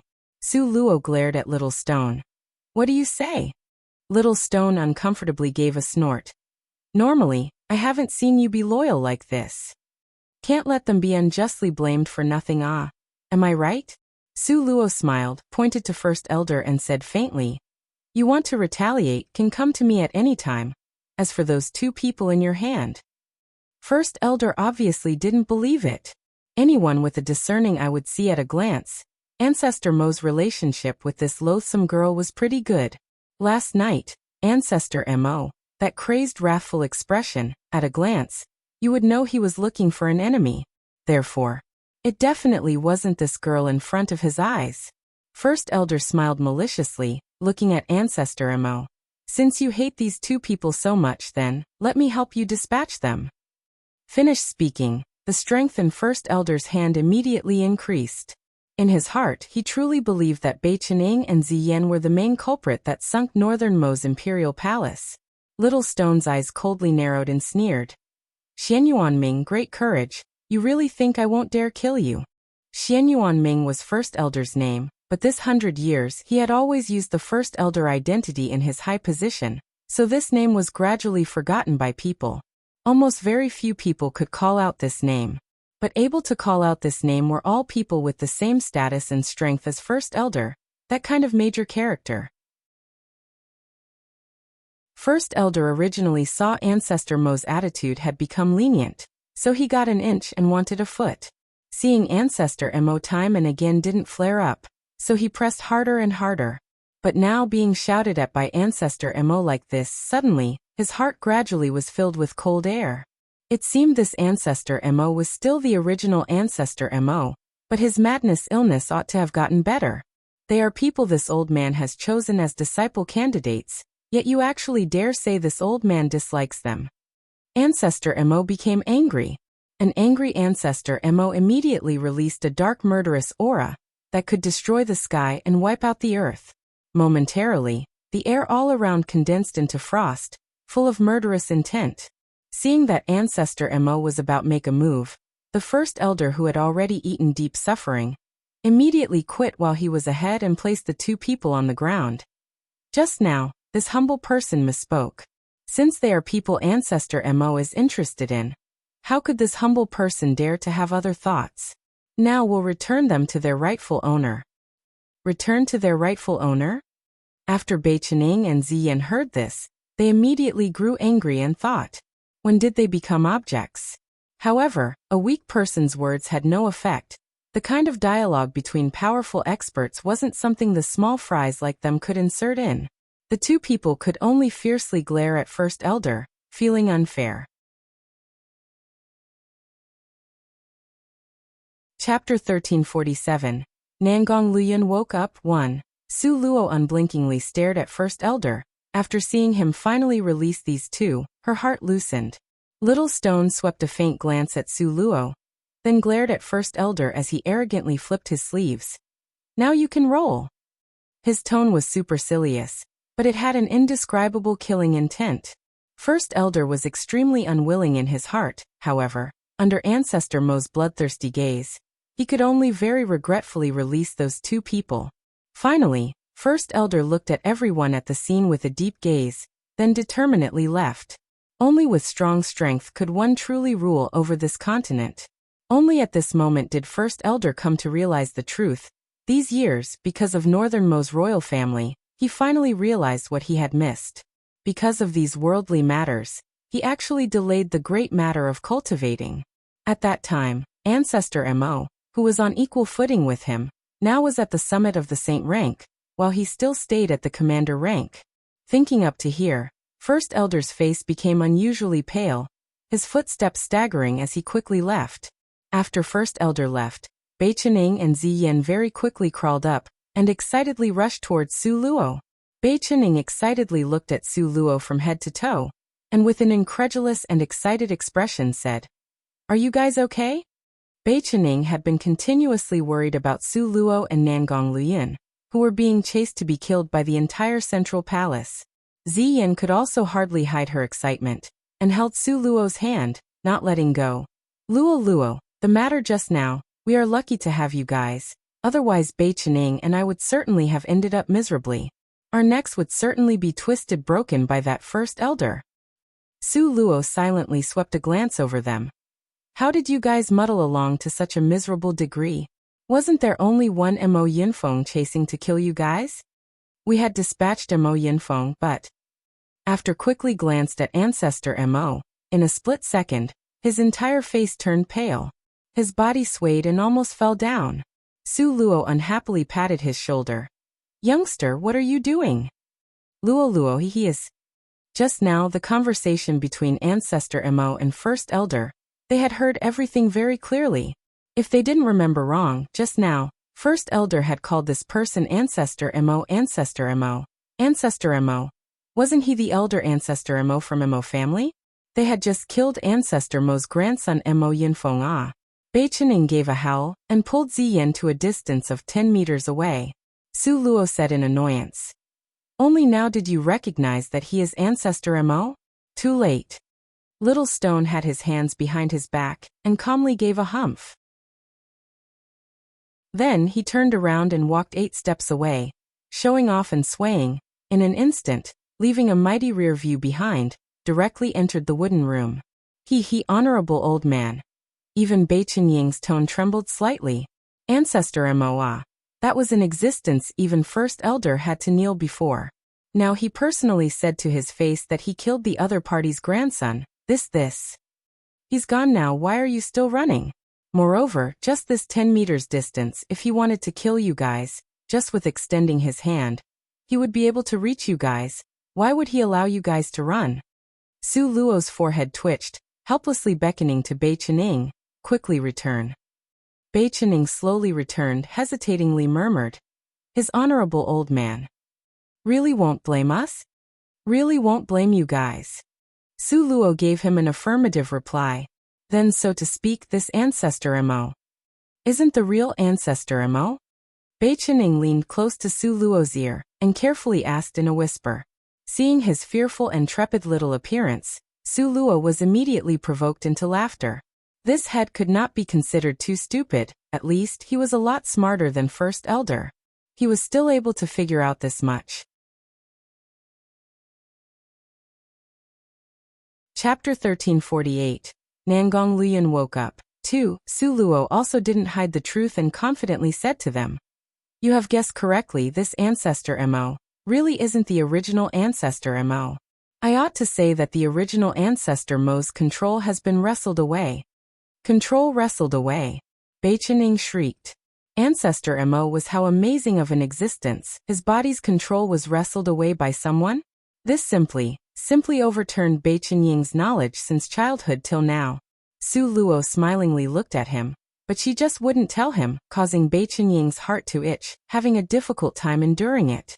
On the contrary, Ziyan was rather clever. She still knew how to take the indirect approach. Ziyan curiously asked Su Luo, "What did you guys do in Northern Mo's Imperial Palace? Why is the entire Northern Mo's Imperial Palace completely destroyed?" This was Su Luo's glorious accomplishment. Hearing this being mentioned, the corner of Su Luo's mouth hooked into a proud, self-satisfied smile. This matter will take a long time to tell. Therefore, Su Luo started to tell how, at that time, they escaped from Central Palace, how they entered Northern Mo's Imperial City, and how she had scouted out the main palace hall at night, and thoroughly narrated every matter in detail to them. This story was inherently complicated and bizarre, wonderful and brilliant, adding on top Su Luo's eloquence when speaking, so the whole story reached one climax after another, and was very thrilling, making Bai Qinying and Ziyan, who heard it, excited, envious and emotionally moved. After she just finished speaking about Northern Mo Imperial Palace's part of the story, Bai Qinying and Ziyan's face immediately looked hollow. No wonder when we entered Northern Mo's Imperial City, we would encounter being heavily hunted down. Sister-in-law, this is all your fault. Bai Qinying simply wanted to cry but lacked the tears. The more he thought about it, the more miserable he felt. The two of them was thoroughly unlucky. They were just about to catch Central Palace's people to vent their anger. The result, who couldn't they pretend to be? But they actually pretended to be Central Palace's core disciples. Wasn't this like lambs going into a tiger's den? How could they not chase to kill them? All of a sudden, Bai Qinying returned to his senses. So to speak, at that time, Ancestor Mo couldn't wait to kill you. Afterwards, what happened to him? Moreover, in the end, where did this powerful expert come from, actually able to wrestle control of Ancestor Mo's body? As a result, Su Luo once again narrated the original story towards the end one more time. It turned out to be Nangong. Bai Qinying exclaimed in surprise, his eyes opened wide in a flash. It turns out second brother is so powerful. Ancestor Mo was what kind of character? Second brother was actually able to fight with him to a draw. Moreover, in the end he was even able to, in one move, run through Ancestor Mo's body with a sword, scattering his soul. Thus, his body's control was wrestled away by another. At this moment, Bai Qinying's admiration towards Nangong Liuyun flowed endlessly like the Yellow River. Where is third senior brother? Ziyan looked all around. Why isn't third senior brother here? Mentioning Nangong Liuyun, Su Luo's face turned pale in an instant. Seeing Su Luo's expression wasn't good, Bai Qinying and Ziyan exchanged a glance and saw a bad premonition in each other's eyes. Luo Luo. Bai Qinying, in a low tone, called out her name. Nangong is inside, let us go in. Su Luo sighed deeply, taking the lead to enter the wooden room first. Bai Qinying and Ziyan looked at each other in dismay. Afterwards, entered one in front and the other in the back. Inside the little wooden room, on that simple bed, Nangong Liuyun's long body laid there. On his unparalleled handsome face, those pair of eyes that looked disdainfully at all under the heavens was tightly closed, as if sunk into a coma. Nangong Bai Qinying felt his throat tighten, a sour feeling filling his chest. In Bai Qinying's mind, Nangong Liuyun was invincible. He had always been in command, steady as Mount Tai, giving people a sense of security like a great mountain. But now he laid there, still, as if he had died without a trace of vitality. Chapter 1349. Nangong Liuyun woke up. 3. Seeing Nangong Liuyun like this, everyone felt an inexplicable forlornness in their hearts. Su Luo forcefully raised her spirit and said faintly, "You guys don't need to be so worried, his current condition is much better than before." Su Luo recalled Nangong Liuyun's desperate appearance from last night, and her nose started to feel sour unconsciously. She turned her face away. Sister-in-law, before what exactly happened? How was Nangong Liuyun injured so seriously? Bai Qinying's fists were clenched tightly, and because of anger his veins burst out. Su Luo helplessly sighed. If you want to avenge him, it's too late. Why? Bai Qinying's face exposed an ominous glint. Because the real Ancestor Mo is already dead. Nangong Liuyun personally killed him. Now in his body lives a mystical soul. Su Luo saw Beichening still didn't understand, so she added a sentence, "He is my people." Hearing this, Beichening could only reluctantly accept reality, but he still angrily made a firm resolution. "From now on, I won't even let one person from Central Palace off." Ziyan pulled at his sleeves. "I'll do it with you together." "Good." Beichening seriously nodded. This usually glittering like sunshine face now became dignified. At this moment, Beichening and Ziyan, deeply concerned, revolved around Nangong Liuyun's side and worriedly asked, "These days he hasn't woken up?" Su Luo worriedly nodded her head, just because he hadn't woken up, so she got more and more concerned. Moreover, she didn't have many more divine spirit fruits left in her hand. Seeing how the spirit force around Nangong Liuyun's pubic region gradually weakened, Su Luo didn't even think, and just took out the last 2 divine spirit fruits. Altogether, there were 5, now only 2 remained. Even if you wanted more, there was none. While Su Luo prayed that Nangong Liuyun would quickly wake up, she also squeezed the juice from the divine spirit fruits like before, and fed it into Nangong Liuyun's mouth. The white starchy juice exuded a rich sweet flavor, faint spirit aura scattering in all directions. Nangong Liuyun seemed to be conscious as he opened his mouth, completely absorbing all of the juice. Everyone revolved around him and unblinkingly stared at him, afraid of missing any movement on his face. At this time, under everyone's attention, suddenly, a pleasantly surprised expression flashed through Beichening's eyes. His hand moved. Beichening excitedly rushed up. He animatedly turned his head to say to everyone. Su Luo also could not hide the excitement in her heart. She stared intently at Nangong Liuyun, her lips pursed tightly into a straight line, forcefully pressing down the emotions in her heart. Nangong Liuyun seemed to be completely unaware of the excitement from the people around him. It was after another quarter of an hour had passed before his eyelashes started to move sluggishly. He really is about to wake up. Su Luo was repeatedly excited. She extended her hand but paused again, having an appearance of wanting to touch but not daring to touch. Another endless quarter of an hour passed, before those thick curly eyelashes finally opened, a pair of pitch-black as ink eyes directly looking at Su Luo. Su Luo held onto his hands tightly, so moved that her voice trembled. "You're awake? You really woke up?" Nangong Liuyun's face bloomed into a tired smile. He paused for a bit before slowly saying, "Foolish girl, how can the me that is asleep talk to you? Then you really are awake. This is really good. Do you know you have slept for a full 7 days?" Su Luo was half scared and half reproachful as she humphed. "If you still won't wake up, then I won't care for you anymore and let you be swept by the wind and battered by the rain. How could you be willing to be parted from me?" A smiling expressing slid through Nangong Liuyun's eyes, but when his gaze eyes swept by Ancestor Mo, his complexion instantly became bad. Chapter 1350. Nangong Liuyun woke up for. He suddenly shot up from the bed, his whole body issuing out a strong, murderous aura. Little Stone, who was sitting on the ground, cross-legged and in a mediating state, looked at Nangong Liuyun with an unfathomable gaze. Then, both of his eyes closed tightly again, as if just now, nothing had happened. Su Luo, in a flash, understood the truth of the matter, and she hurriedly explained to Nangong Liuyun clearly what happened that night. Only after hearing that Ancestor Mo had already been thoroughly killed by him, and Little Stone had wrestled control of his body, did Nangong Liuyun give off a having a weight off his mind feeling. "Who is Little Stone?" Nangong Liuyun asked in puzzlement. Consequently, Su Luo roughly repeated the story of how, at that time, she picked up the little stone in the secret collection library, then, the matter of the little stone being activated and waking up in the Cave of Flames.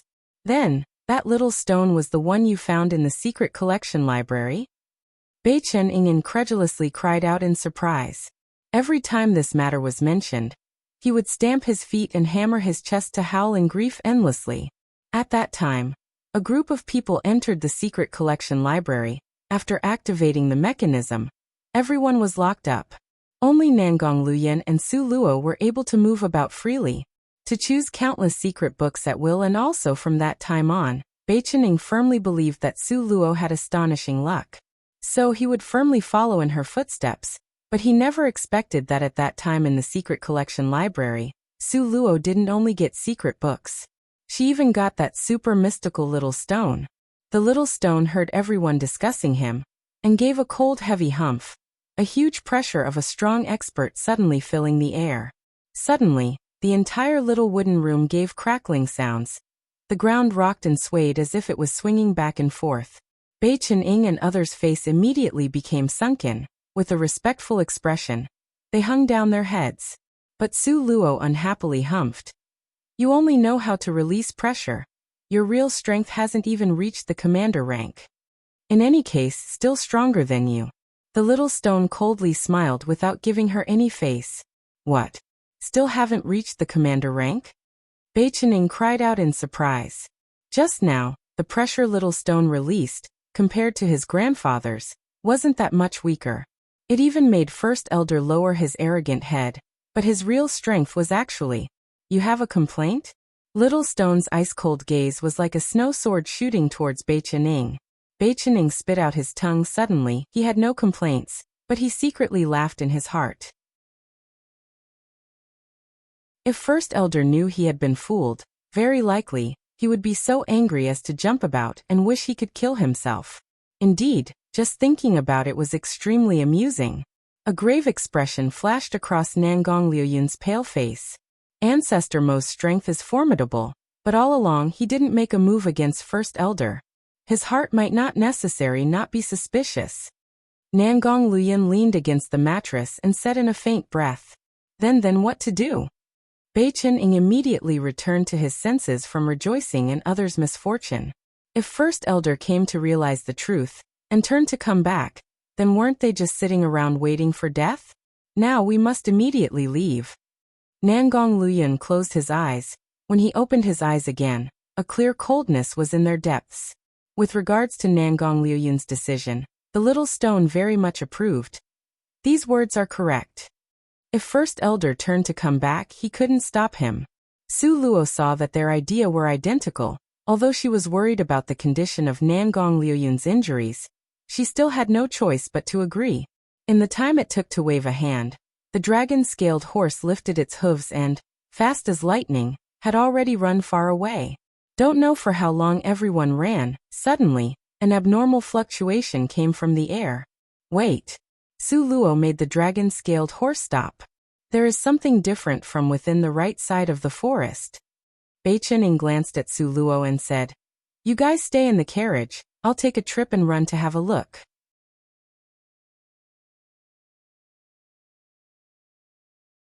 Chapter 1351. Nangong Liuyun woke up. 5. This kind of peculiar fluctuation made people feel somewhat ill at ease. Consequently, Su Luo nodded her head.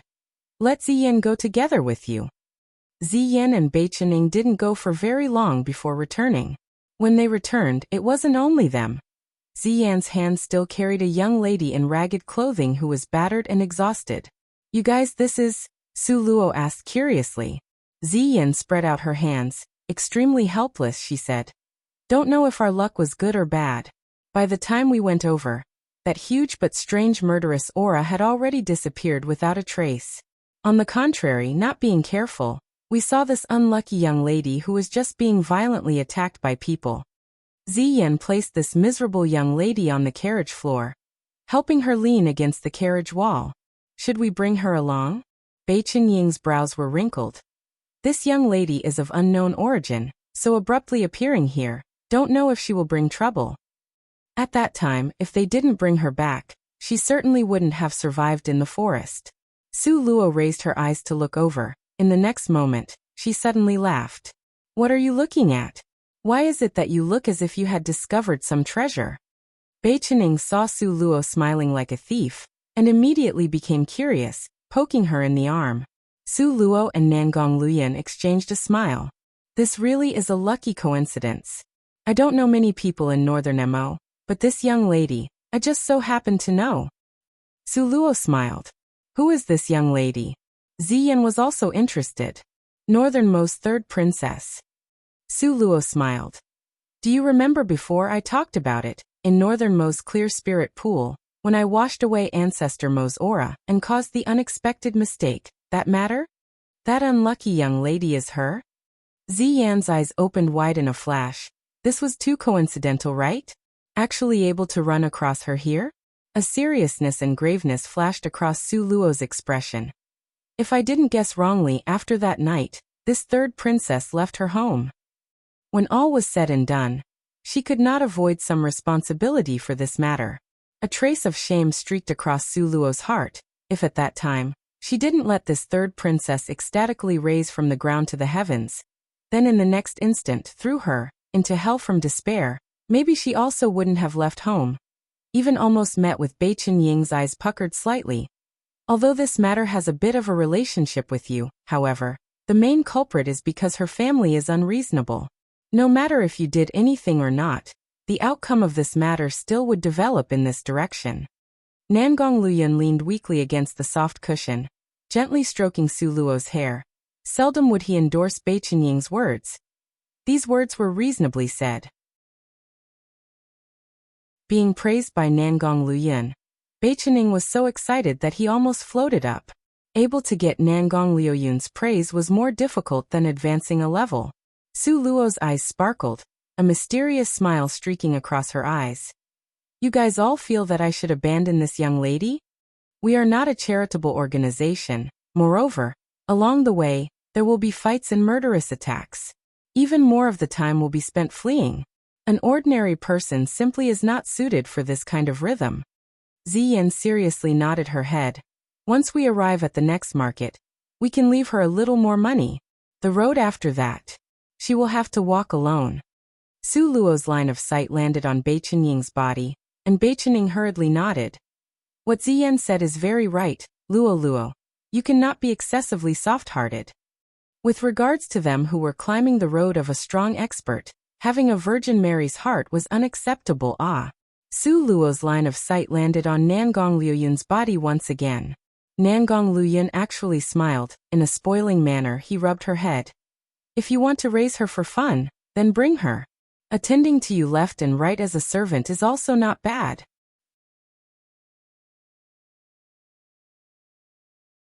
Chapter 1352, Nangong Liuyun woke up 6. She is the grand third princess of Northern Mo. How could she be someone's servant girl? Ziyan expressed her disbelief. As a princess, she naturally has the lofty and unyielding character installed in her bones. To become someone's servant is impossible.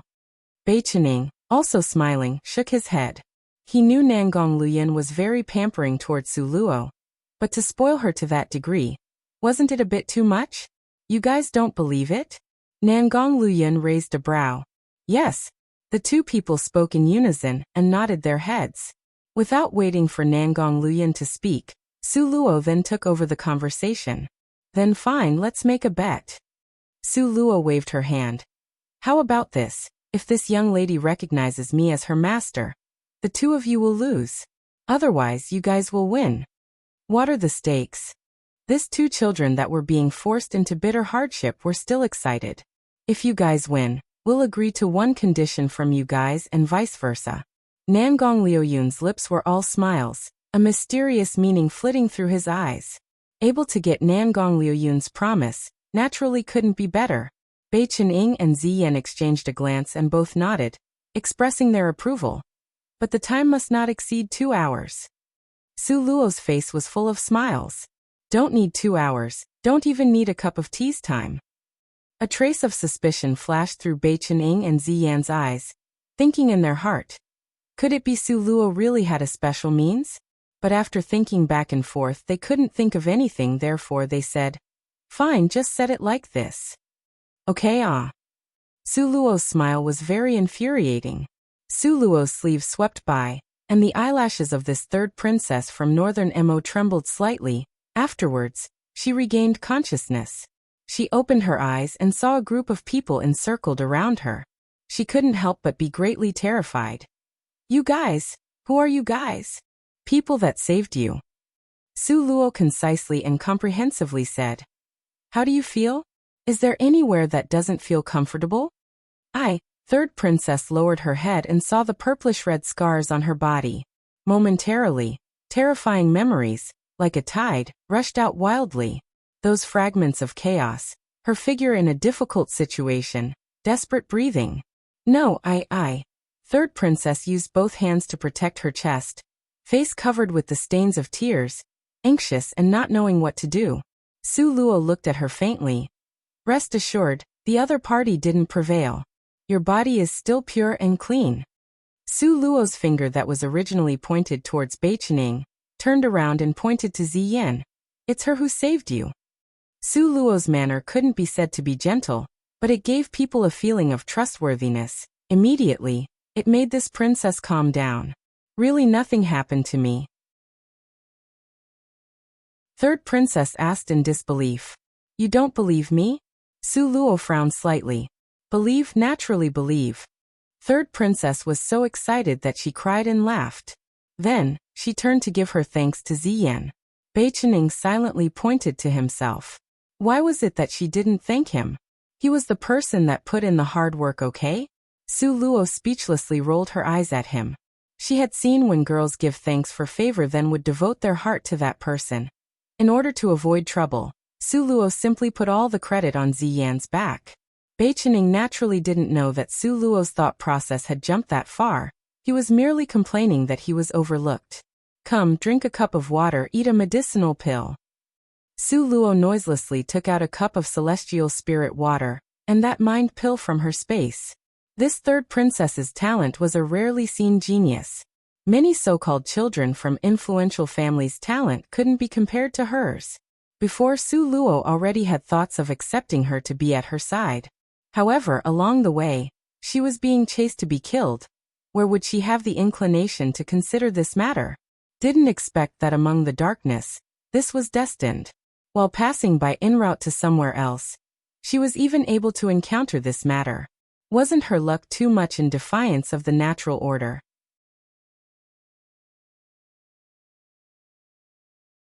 Chapter 1353. Beyond Expectations. 1. After third princess swallowed the pill, she sank into deep sleep. Beichening curiously asked, "What kind of medicine is this of yours? Ah, a mysterious pill and a wonderful medicine." The corner of Su Luo's mouth curved into an arc, and she smilingly narrowed her eyes. You guys just wait to admit defeat. Humph, who won who lost still hasn't been decided, now it's too early to reach a verdict. Beichening crossed his arms over his chest, proudly lifting up his chin. Ziyan looked at the third princess who was in a deep sleep, her brows wrinkled slightly. She always felt that there was something fishy about this matter.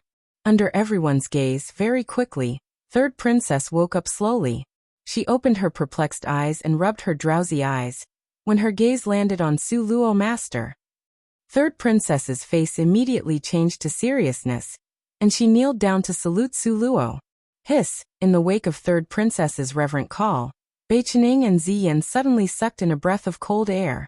This was simply like a ghost was in the upper body. Really too horrifying, okay? Just now, she was still a stranger, now having awoken, she directly called her master? Beichening dug his ear. The call wasn't a mistake, right? A smiling expression appeared in Su Luo's eyes. She lightly said, Enough, don't need to be so polite. Yes, master. The noble third princess respectfully and deferentially straightened her body, reverently staying under Su Luo's foot. This in the end, what is going on? Beichening's face was stiff, pointing at third princess in disbelief. That wasn't just anyone, that was the third princess of northern Moa. In her body ran the most noble blood of a royal family. The Xianyuan family that was one of the 10 powerful families in the world. She actually really recognized Su Luo as her master? Beichening felt that his worldview had been completely toppled. From now on, the gates to a new world had opened. Ziyan also felt that this was unimaginable. No matter how much she pondered, she could not think of the crucial point in this matter. How could they have known that Su Luo imprinted that mind pill with the aura that belonged only to her? Therefore, when third princess swallowed this mind pill, and when the mind pill fused together with the breath in her pubic region, Su Luo's aura would be deeply branded in her pubic region. Just like a young chick being imprinted, Su Luo's aura as the first that third princess knew made her recognize her as master. You will really accept her as a disciple? Bei Chening had his arms crossed, lips deliberately hooking into a disdainful expression. She is merely an ordinary person in a profound world. Following by your side, very quickly, she would lose her life, right? Su Luo laughed with a p sound. An ordinary person in a profound world. I say, little Bei Chen, how about you go test her innate talent? Could it be she is not a waste? A trace of suspicion flashed through Bei Chenying's eyes. Before he only roughly probed her, this third princess didn't have a bit of spirit power in her body. If she wasn't a waste, then what else could she be? However, when Bei Chening placed his hand on third princess's wrist, suddenly his face swelled red. Ziyin knocked against his arm. What's wrong? Did you bump into something evil? You come and give testing her a try, maybe it's me, having a hallucination appear. Bei Chening took a step back and set aside the best position for Ziyin. Chattering so mysteriously, you aren't deliberately playing with me, right? Ziyin placed her hand on third princess's wrist. The next moment, Ziyin's face immediately stiffened. How is this possible? Ziyin almost started to shout in surprise. You also felt it. Bei Chenying's facial muscle was rigid and weakly asked a sentence. Ice system also has the light system. Ziyin spit out these words with great difficulty. Bei Chening rubbed his head. Then it seems my head didn't start to hallucinate. Bei Chening, so to speak, you also felt it? Ziyin asked.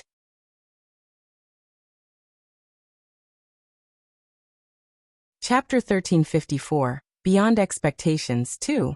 Yes, also ice system and light system, although very weak, but it's very clear.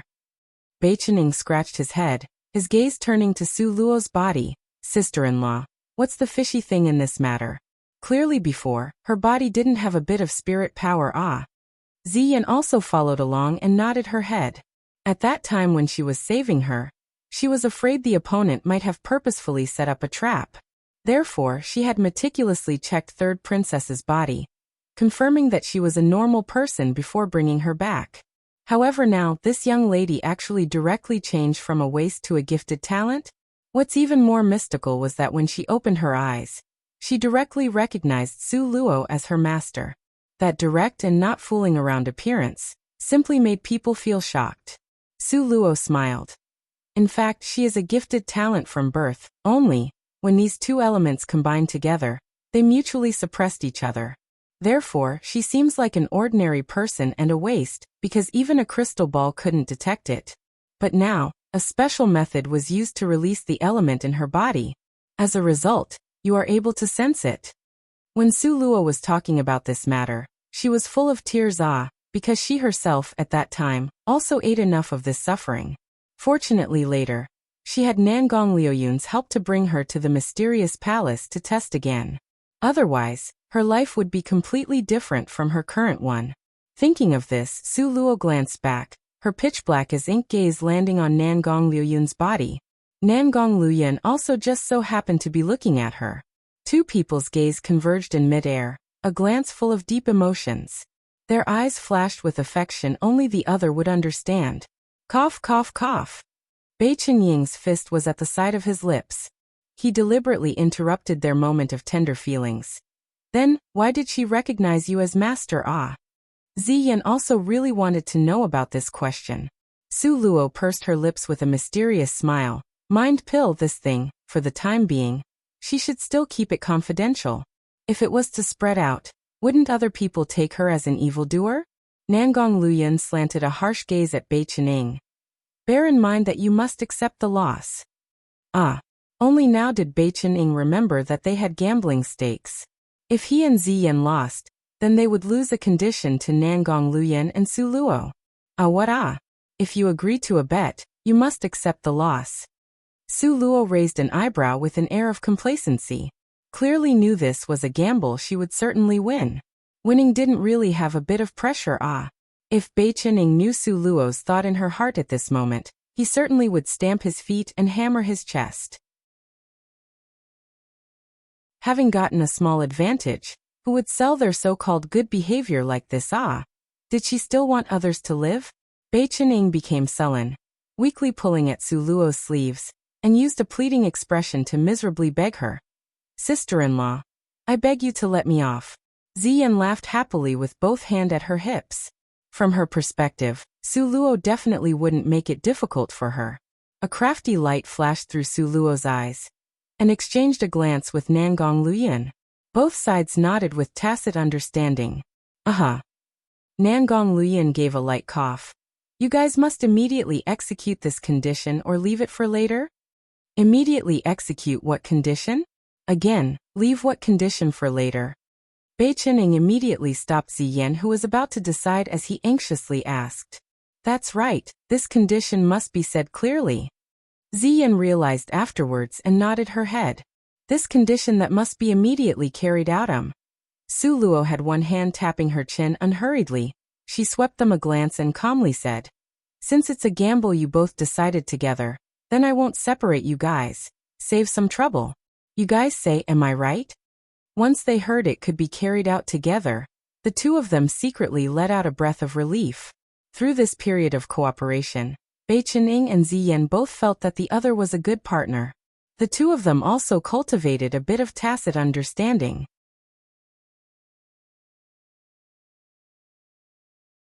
Chapter 1355, Beyond Expectations 3. As a result, both of them nodded their heads together. "Okay, then we'll do the one that needs to be executed immediately." "Okay, since you guys picked this one, then congratulations."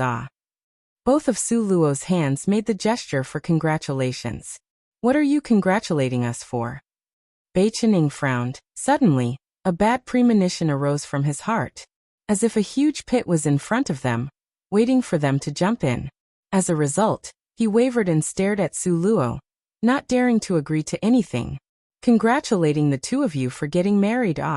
Su Luo's expression was that of everything was inevitable and right. "What?" Bei Qining almost spit out a mouthful of blood. "Su Luo." Ziyan rushed up, making threatening gestures, wishing she could kill Su Luo with her bare hands. "Stop!" Su Luo smoothly made a timeout gesture. Only then did the youngster's excited movement, from being injected with chicken blood, stopped. "What's called you bet? You have to pay up?" Su Luo said, full of reason, as if she was guiding them patiently and systematically. "But you can't make us get married."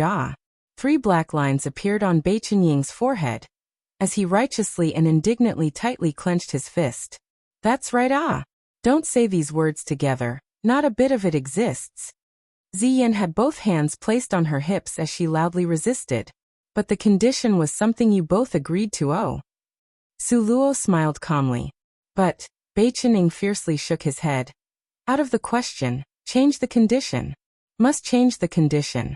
Ziyan uncomfortably turned her face away. "Alas, the two of you really are a quarrelsome but loving couple. Forget it, not going to be concerned about the two of you.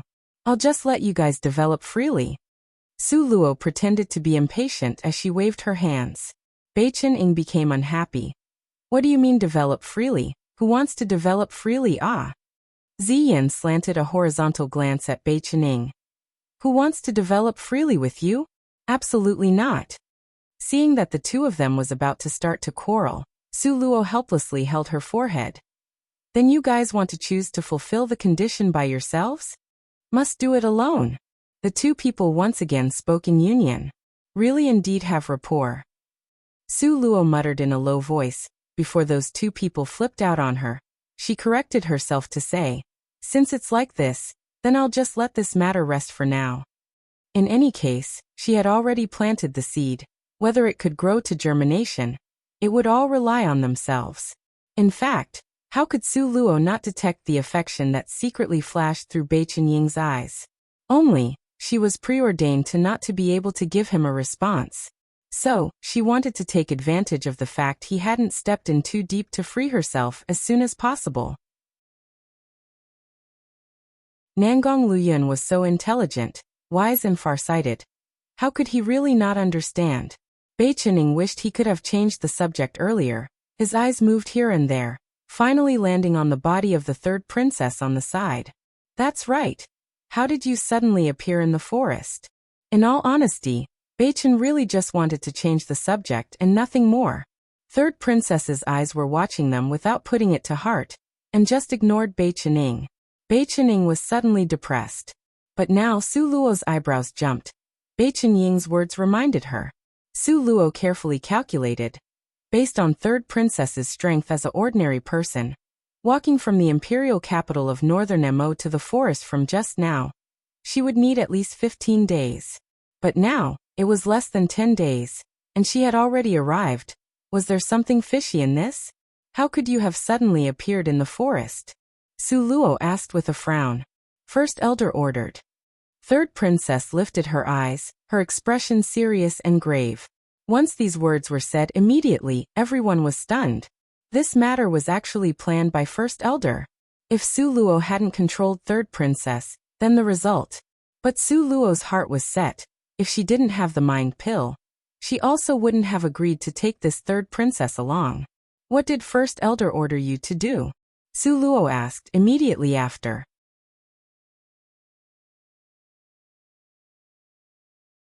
Chapter 1356, Eastern Ling's Army Camp, 1. It was only through Third Princess's account that they knew. Originally, it was really like what Su Luo had guessed, and she had left home. While walking, she somehow ended up walking in this direction. The result was that not long before, First Elder found her, and ordered her to infiltrate into Su Luo's group, to scout out Ancestor Mo's real situation. After finished hearing this, Su Luo's group all looked at each other in dismay. So, it turned out First Elder really was suspicious, and also within such a short time he was able to arrange such a plan to pit them. Fortunately, Su Luo had the mind pill in hand, and was able to make the Third Princess completely devoted to her. Otherwise, if First Elder was able to see even a bit of a clue of this matter, it would certainly be far from good. Maybe it was because Third Princess was an ordinary person without any spirit strength on her body.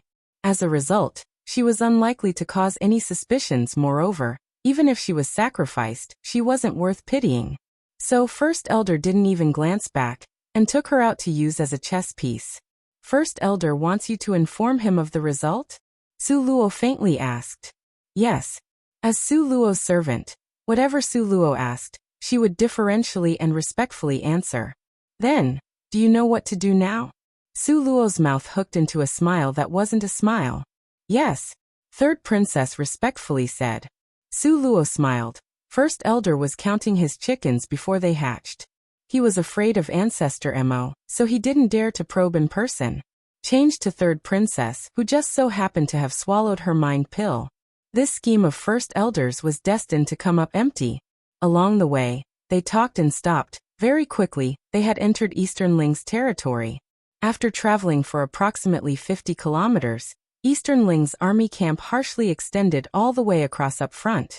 If you want to enter Eastern Ling, this place was unavoidable. Who comes? In front of the army camp, a troop of soldiers blocked the dragon-scaled horse. Each and every one of them was draped in martial attire, with a cold and solemn appearance. The dragon-scaled horse was an untamable, arrogant steed. Its strength was already promoted to the 8th rank. How could it be stopped by these lowly soldiers? Nay, the dragon-scaled horse gave a shout, the sound directly penetrating to the skies. This whistle was like a cold wind coming from all directions, sand flying from rocks being grounded. As if everything had sunk into a ghostly prison, making people tremble with fear. Nangong Liuyun crooned in a low voice, and the originally full of aggressiveness dragon-scaled horse immediately wilted.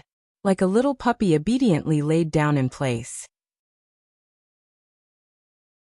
The corner of Su Luo's mouth hooked into a smile, and tossed out the command plate that Nangong Liuyun had given her earlier, lightly saying, "Open a path." Purgatory City's command plate, that could pass through the whole world. It could even be used to pass through Northern Mo's imperial capital unimpeded and unhindered. How could it be stopped here?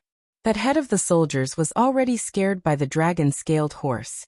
Now having caught this command plate that was tossed over, when he took a look, suddenly, his whole person didn't feel good. His hand that clasped the command plate started to tremble.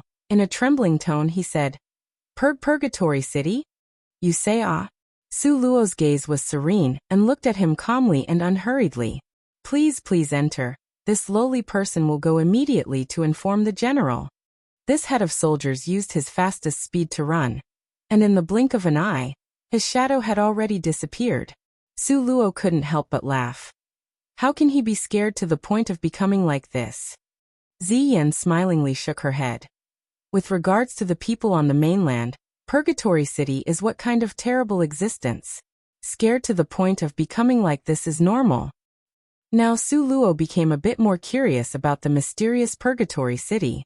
Able to bring Purgatory City to such a height of having everyone in the world look up to it, that master of Purgatory City, ought to be how outstanding and huge of a character? However, her venerable mother that planted 10,000 flirtatious seeds didn't seem to be toppled by him. It could be seen how high her venerable mother's gaze was. Thinking of this, Su Luo became even more curious about who her biological father was. Not long after, a burst of hurried footsteps came over at lightning speed.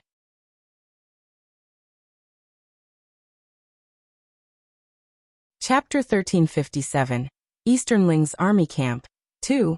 This time not only did that head of soldiers come, even Mu Zifeng personally came. When Mu Zifeng saw that dragon-scaled horse, his expression immediately became excited, and his footsteps accelerated. Nangong Liuyun lifted up the horse carriage's curtain and nodded faintly towards Mu Zifeng. "Uncle." Mu Zifeng saw this at a glance and suddenly burst into a candid, loud laughter. "Liuyun, it really is you ah." Haha. However, Mu Zifeng only laughed halfway when the little stone jumped down the horse carriage. His entire person immediately was like leaves blown by the wind, tottering on the verge of collapse. That laugh stiffened at once at the corner of his mouth. His laughter halted very suddenly. "General, what's wrong?" Deputy General A hurriedly probed to ask. This person. Although Mu Zifeng did his utmost to pretend to be unperturbed, but the trembling muscles on his face gave away his nervousness and excitement. Deputy General A and B followed Mu Zifeng's gaze to look towards the little stone who was sitting outside of the horse carriage. At first glance, they still hadn't felt anything, but when they took a second glance, suddenly, these two deputy generals who had been on the battlefield for a long time, unexpectedly, their whole face turned red. The fists at their side were clenched tightly. Their eyes showed an expression that one didn't know if it was excitement or terror. But like Mu Zifeng, the muscles at the corner of their mouth trembled non-stop. The little stone slanted an impatient glare towards them. Immediately, Mu Zifeng and the two deputy generals stood there like a stiff statue. In an instant, their backs shivered with cold. Their whole body was covered with cold sweat. Momentarily, the surrounding atmosphere became somewhat grave. Su Luo opened the carriage door curtain and patted the little stone's shoulder. "Here, it's already Eastern Ling, don't need to be so fierce." The split second they saw Su Luo, the three manly men in front, who had always mixed among the army camps, immediately felt the whole world become bright. Even the sunlight was warm, the ice and snow melted. This miss was simply too beautiful. So beautiful, like a goddess, capable of causing the downfall of a state, and such similar phrases. Even using those phrases on her was blasphemy. Before, they only felt that the Jade Lake's fairy's beauty could not be produced locally, but compared to this miss in front of their eyes, the Jade Lake's fairy simply couldn't be compared to even one of her fingers. But very quickly, they returned to their senses. Just now, what did this otherworldly and extremely beautiful miss do? She actually had no restraining fear when talking to this extremely strong, mysterious person. Mu Zifeng and the two deputy generals' body had just loosened slightly and were frozen again in a flash. This miss actually dared to talk to that extremely strong person like this. Did she even want to live? This was simply the rhythm of courting death. Mu Zifeng and the two deputy generals looked with concern at this peerlessly beautiful miss. But outside of their expectations, that mysterious, extremely strong expert merely arrogantly humphed. Afterwards, he turned his face away, simply had no intent of making a move against her. This, Mu Zifeng's three people looked at each other in dismay. "Let's go to the army camp first." Nangong Liuyun's voice came faintly from within the carriage, that calm and unhurried tone. Nobody could hear that his body was currently heavily injured. Good. Mu Zifeng returned to his senses and hurriedly nodded. Then, he took the lead to straddle the horse and proceed to the front to lead the way. His two deputy generals ran to the back of the dragon-scaled horse on separate sides, respectfully and with deference, bringing up the rear. This move once again strongly stimulated those soldiers in the surrounding area. This was their great general the great general that led a grand 500,000 soldiers army Number 1 He personally came out to welcome them, and the result was that the other party didn't even show their face before their great general got on the horse to cheerfully lead the way. Along the way, a countless number of soldiers were as if waking up from a dream, incredulously rubbing their eyes and watching this unimaginably rare event that happened once in hundreds of years.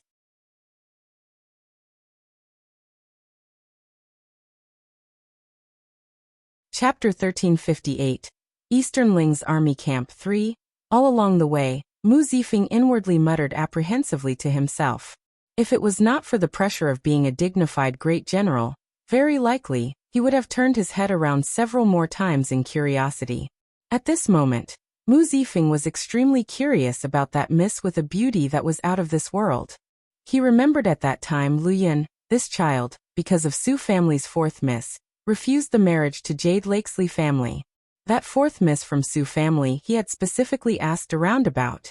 He heard she was a delicate and pretty beauty, but in terms of appearance, could not be compared to the Jade Lakes fairy. But now this miss, how could Li Yaoyao be compared to her on equal terms? Also there was still that strong mysterious expert. Was he that exceptional strong expert going mad in midair at that time?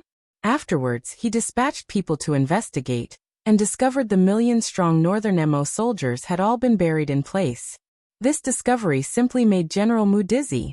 As a result, along the whole journey, Mu Zifeng did his utmost to restrain the curiosity in his heart, riding a horse directly to his destination. Very quickly, they arrived at the center of the army camp. This place was tightly guarded. Every 10 steps was a patrol and 5 steps was a sentry. The dragon-scaled horse stopped in front of Mu Zifeng's tent.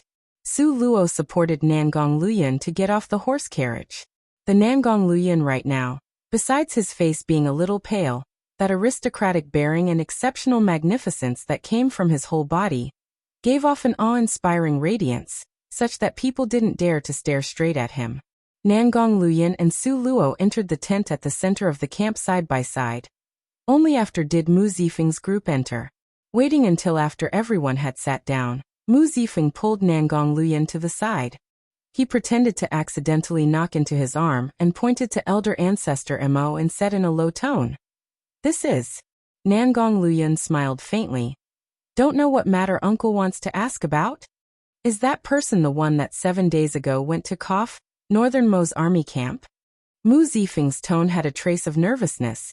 That day, he had stood on the top of the mountain and watched that never-before-seen scene since the beginning of time to now.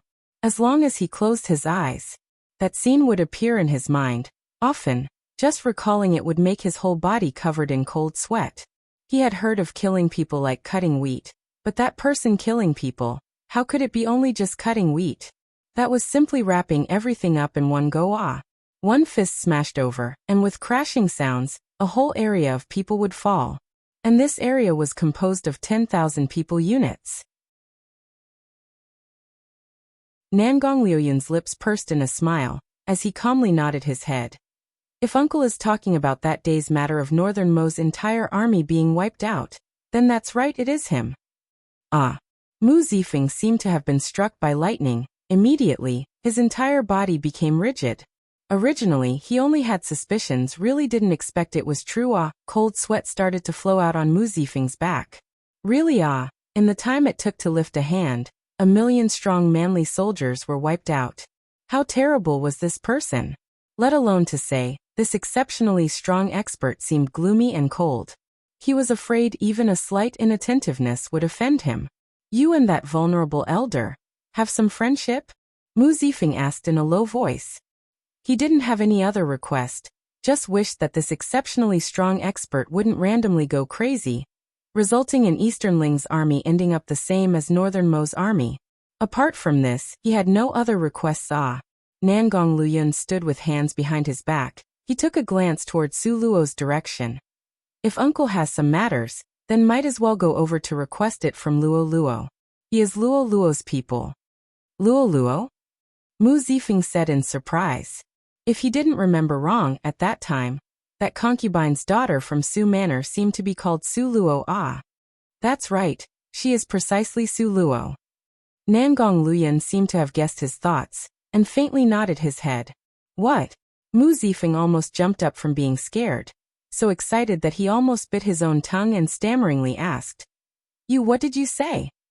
Nangong Liuyun pretended to be at a loss as he returned his uncle's look. What's so hard to understand? Ah.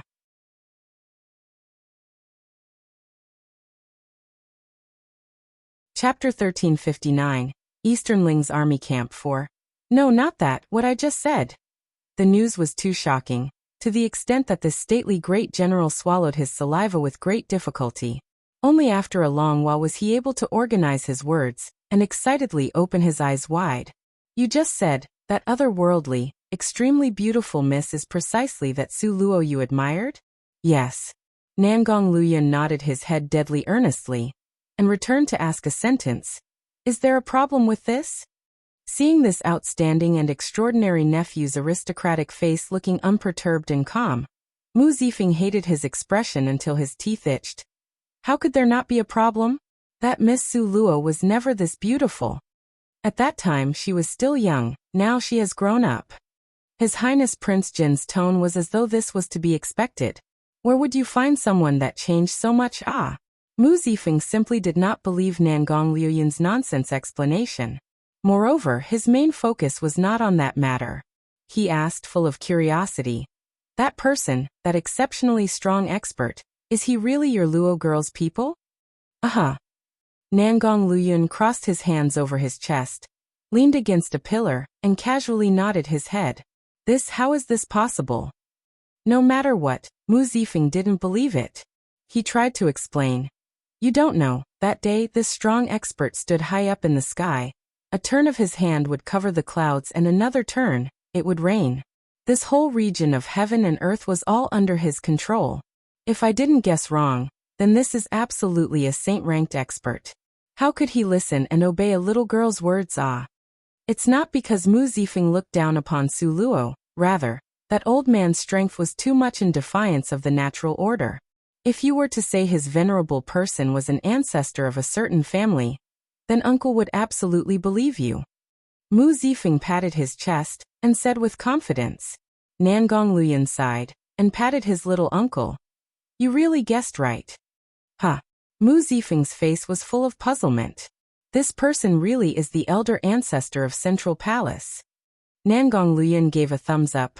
Little uncle not going to become a diviner really is a waste of your talent. Ah. Central Palace's elder ancestor? Mu Zifeng was almost choked by his saliva. Aha. Nangong Liuyun noncommittally crooned. This.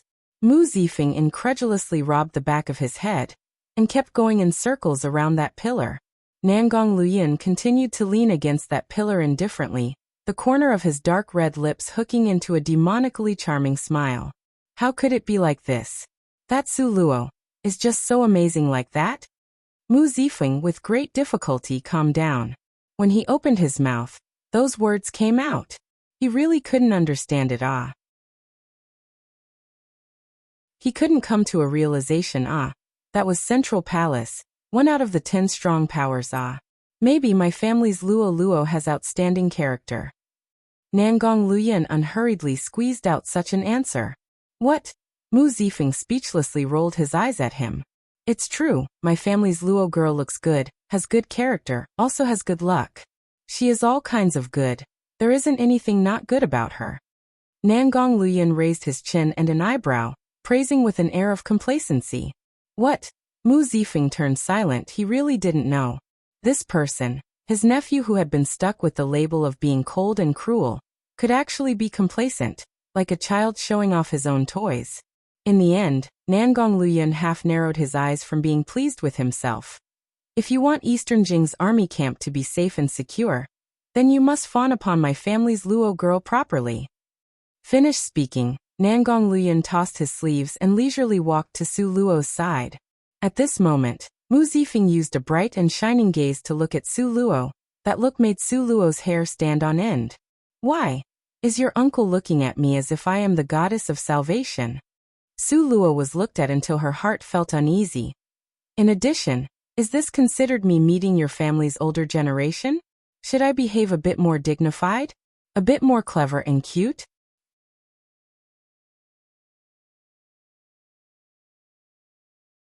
Chapter 1360, Eastern Ling's Army Camp 5.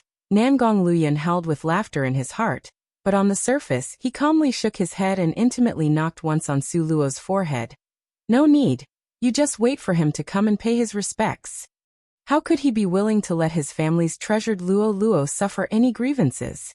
As a matter of fact, just now, he had already campaigned on behalf of his family's Luo girl.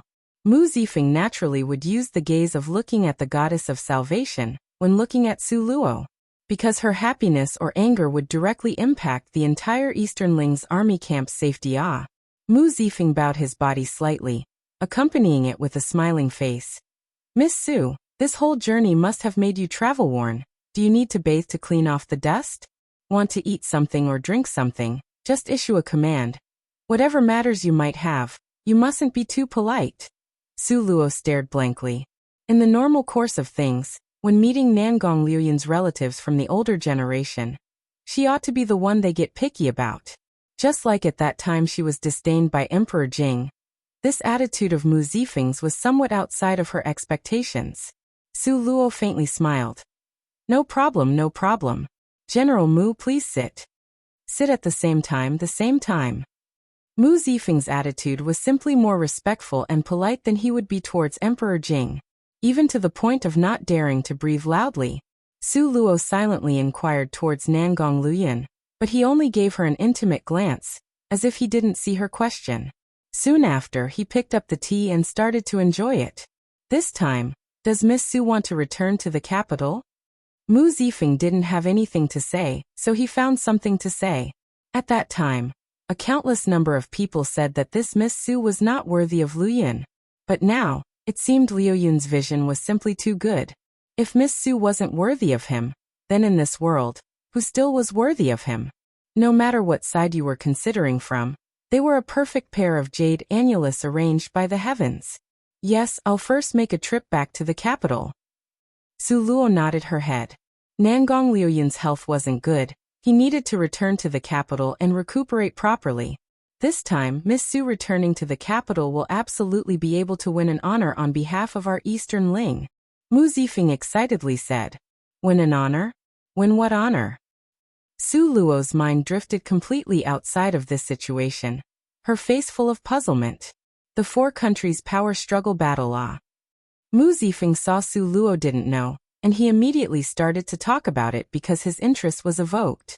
This time's power struggle battle of the four countries will be held in our Eastern Ling. Miss Su, your cultivation had progressed at lightning speed. Now among all the people in the new generation of Eastern Ling, very few are able to surpass you. This time, you certainly will be able to shine. For country's power struggle battle. Su Luo's face was puzzled. How was it that she had never heard of it? At this moment, Deputy General A suddenly said, but wasn't the list of names for the competition already chosen? Truthfully speaking, Deputy General A and B both had a whole new level of respect for Su Luo. In the beginning, they had felt that Miss Su completely was unworthy of being with His Highness Prince Jean. But until they saw her real appearance, they suddenly came to realize how extraordinary this fourth Miss Su was. At this time, Nangong Liuyun and Mu Zifeng really were worthy of being blood relatives. They humped in union to say. The list of names for the competition naturally can be changed. Really need to participate? Su Luo felt that it didn't matter if she participated or not. She didn't have a lot of sense of belonging towards Eastern Ling. At that time when she helped Eastern Ling's army, it was merely done in passing. On top of this, Nangong Liuyun was from Eastern Ling, so she would undertake the task. Now to ask her specifically to go bring glory and so on to Eastern Ling, she really wasn't interested in it. But Nangong Liuyun rubbed her head, his good-looking, handsome face smiled. His tone was gentle and soft, as if coaxing a child. Although my family's Luo girl's cultivation advanced very fast, but her real combat experience is really too little. Go to play a bit is also good. What do you think? You feel that I ought to go? Su Luo asked. If you go, you may be able to run into a person you never expected. Nangong Liuyun turned into a more comfortable position and hugged Su Luo to his chest to warm him up. A person I never expected? Su Luo's head slanted to the side as she thought about it. Suddenly, a light flashed through her eyes. You are saying it's her? From the author, recommend a friend's book author.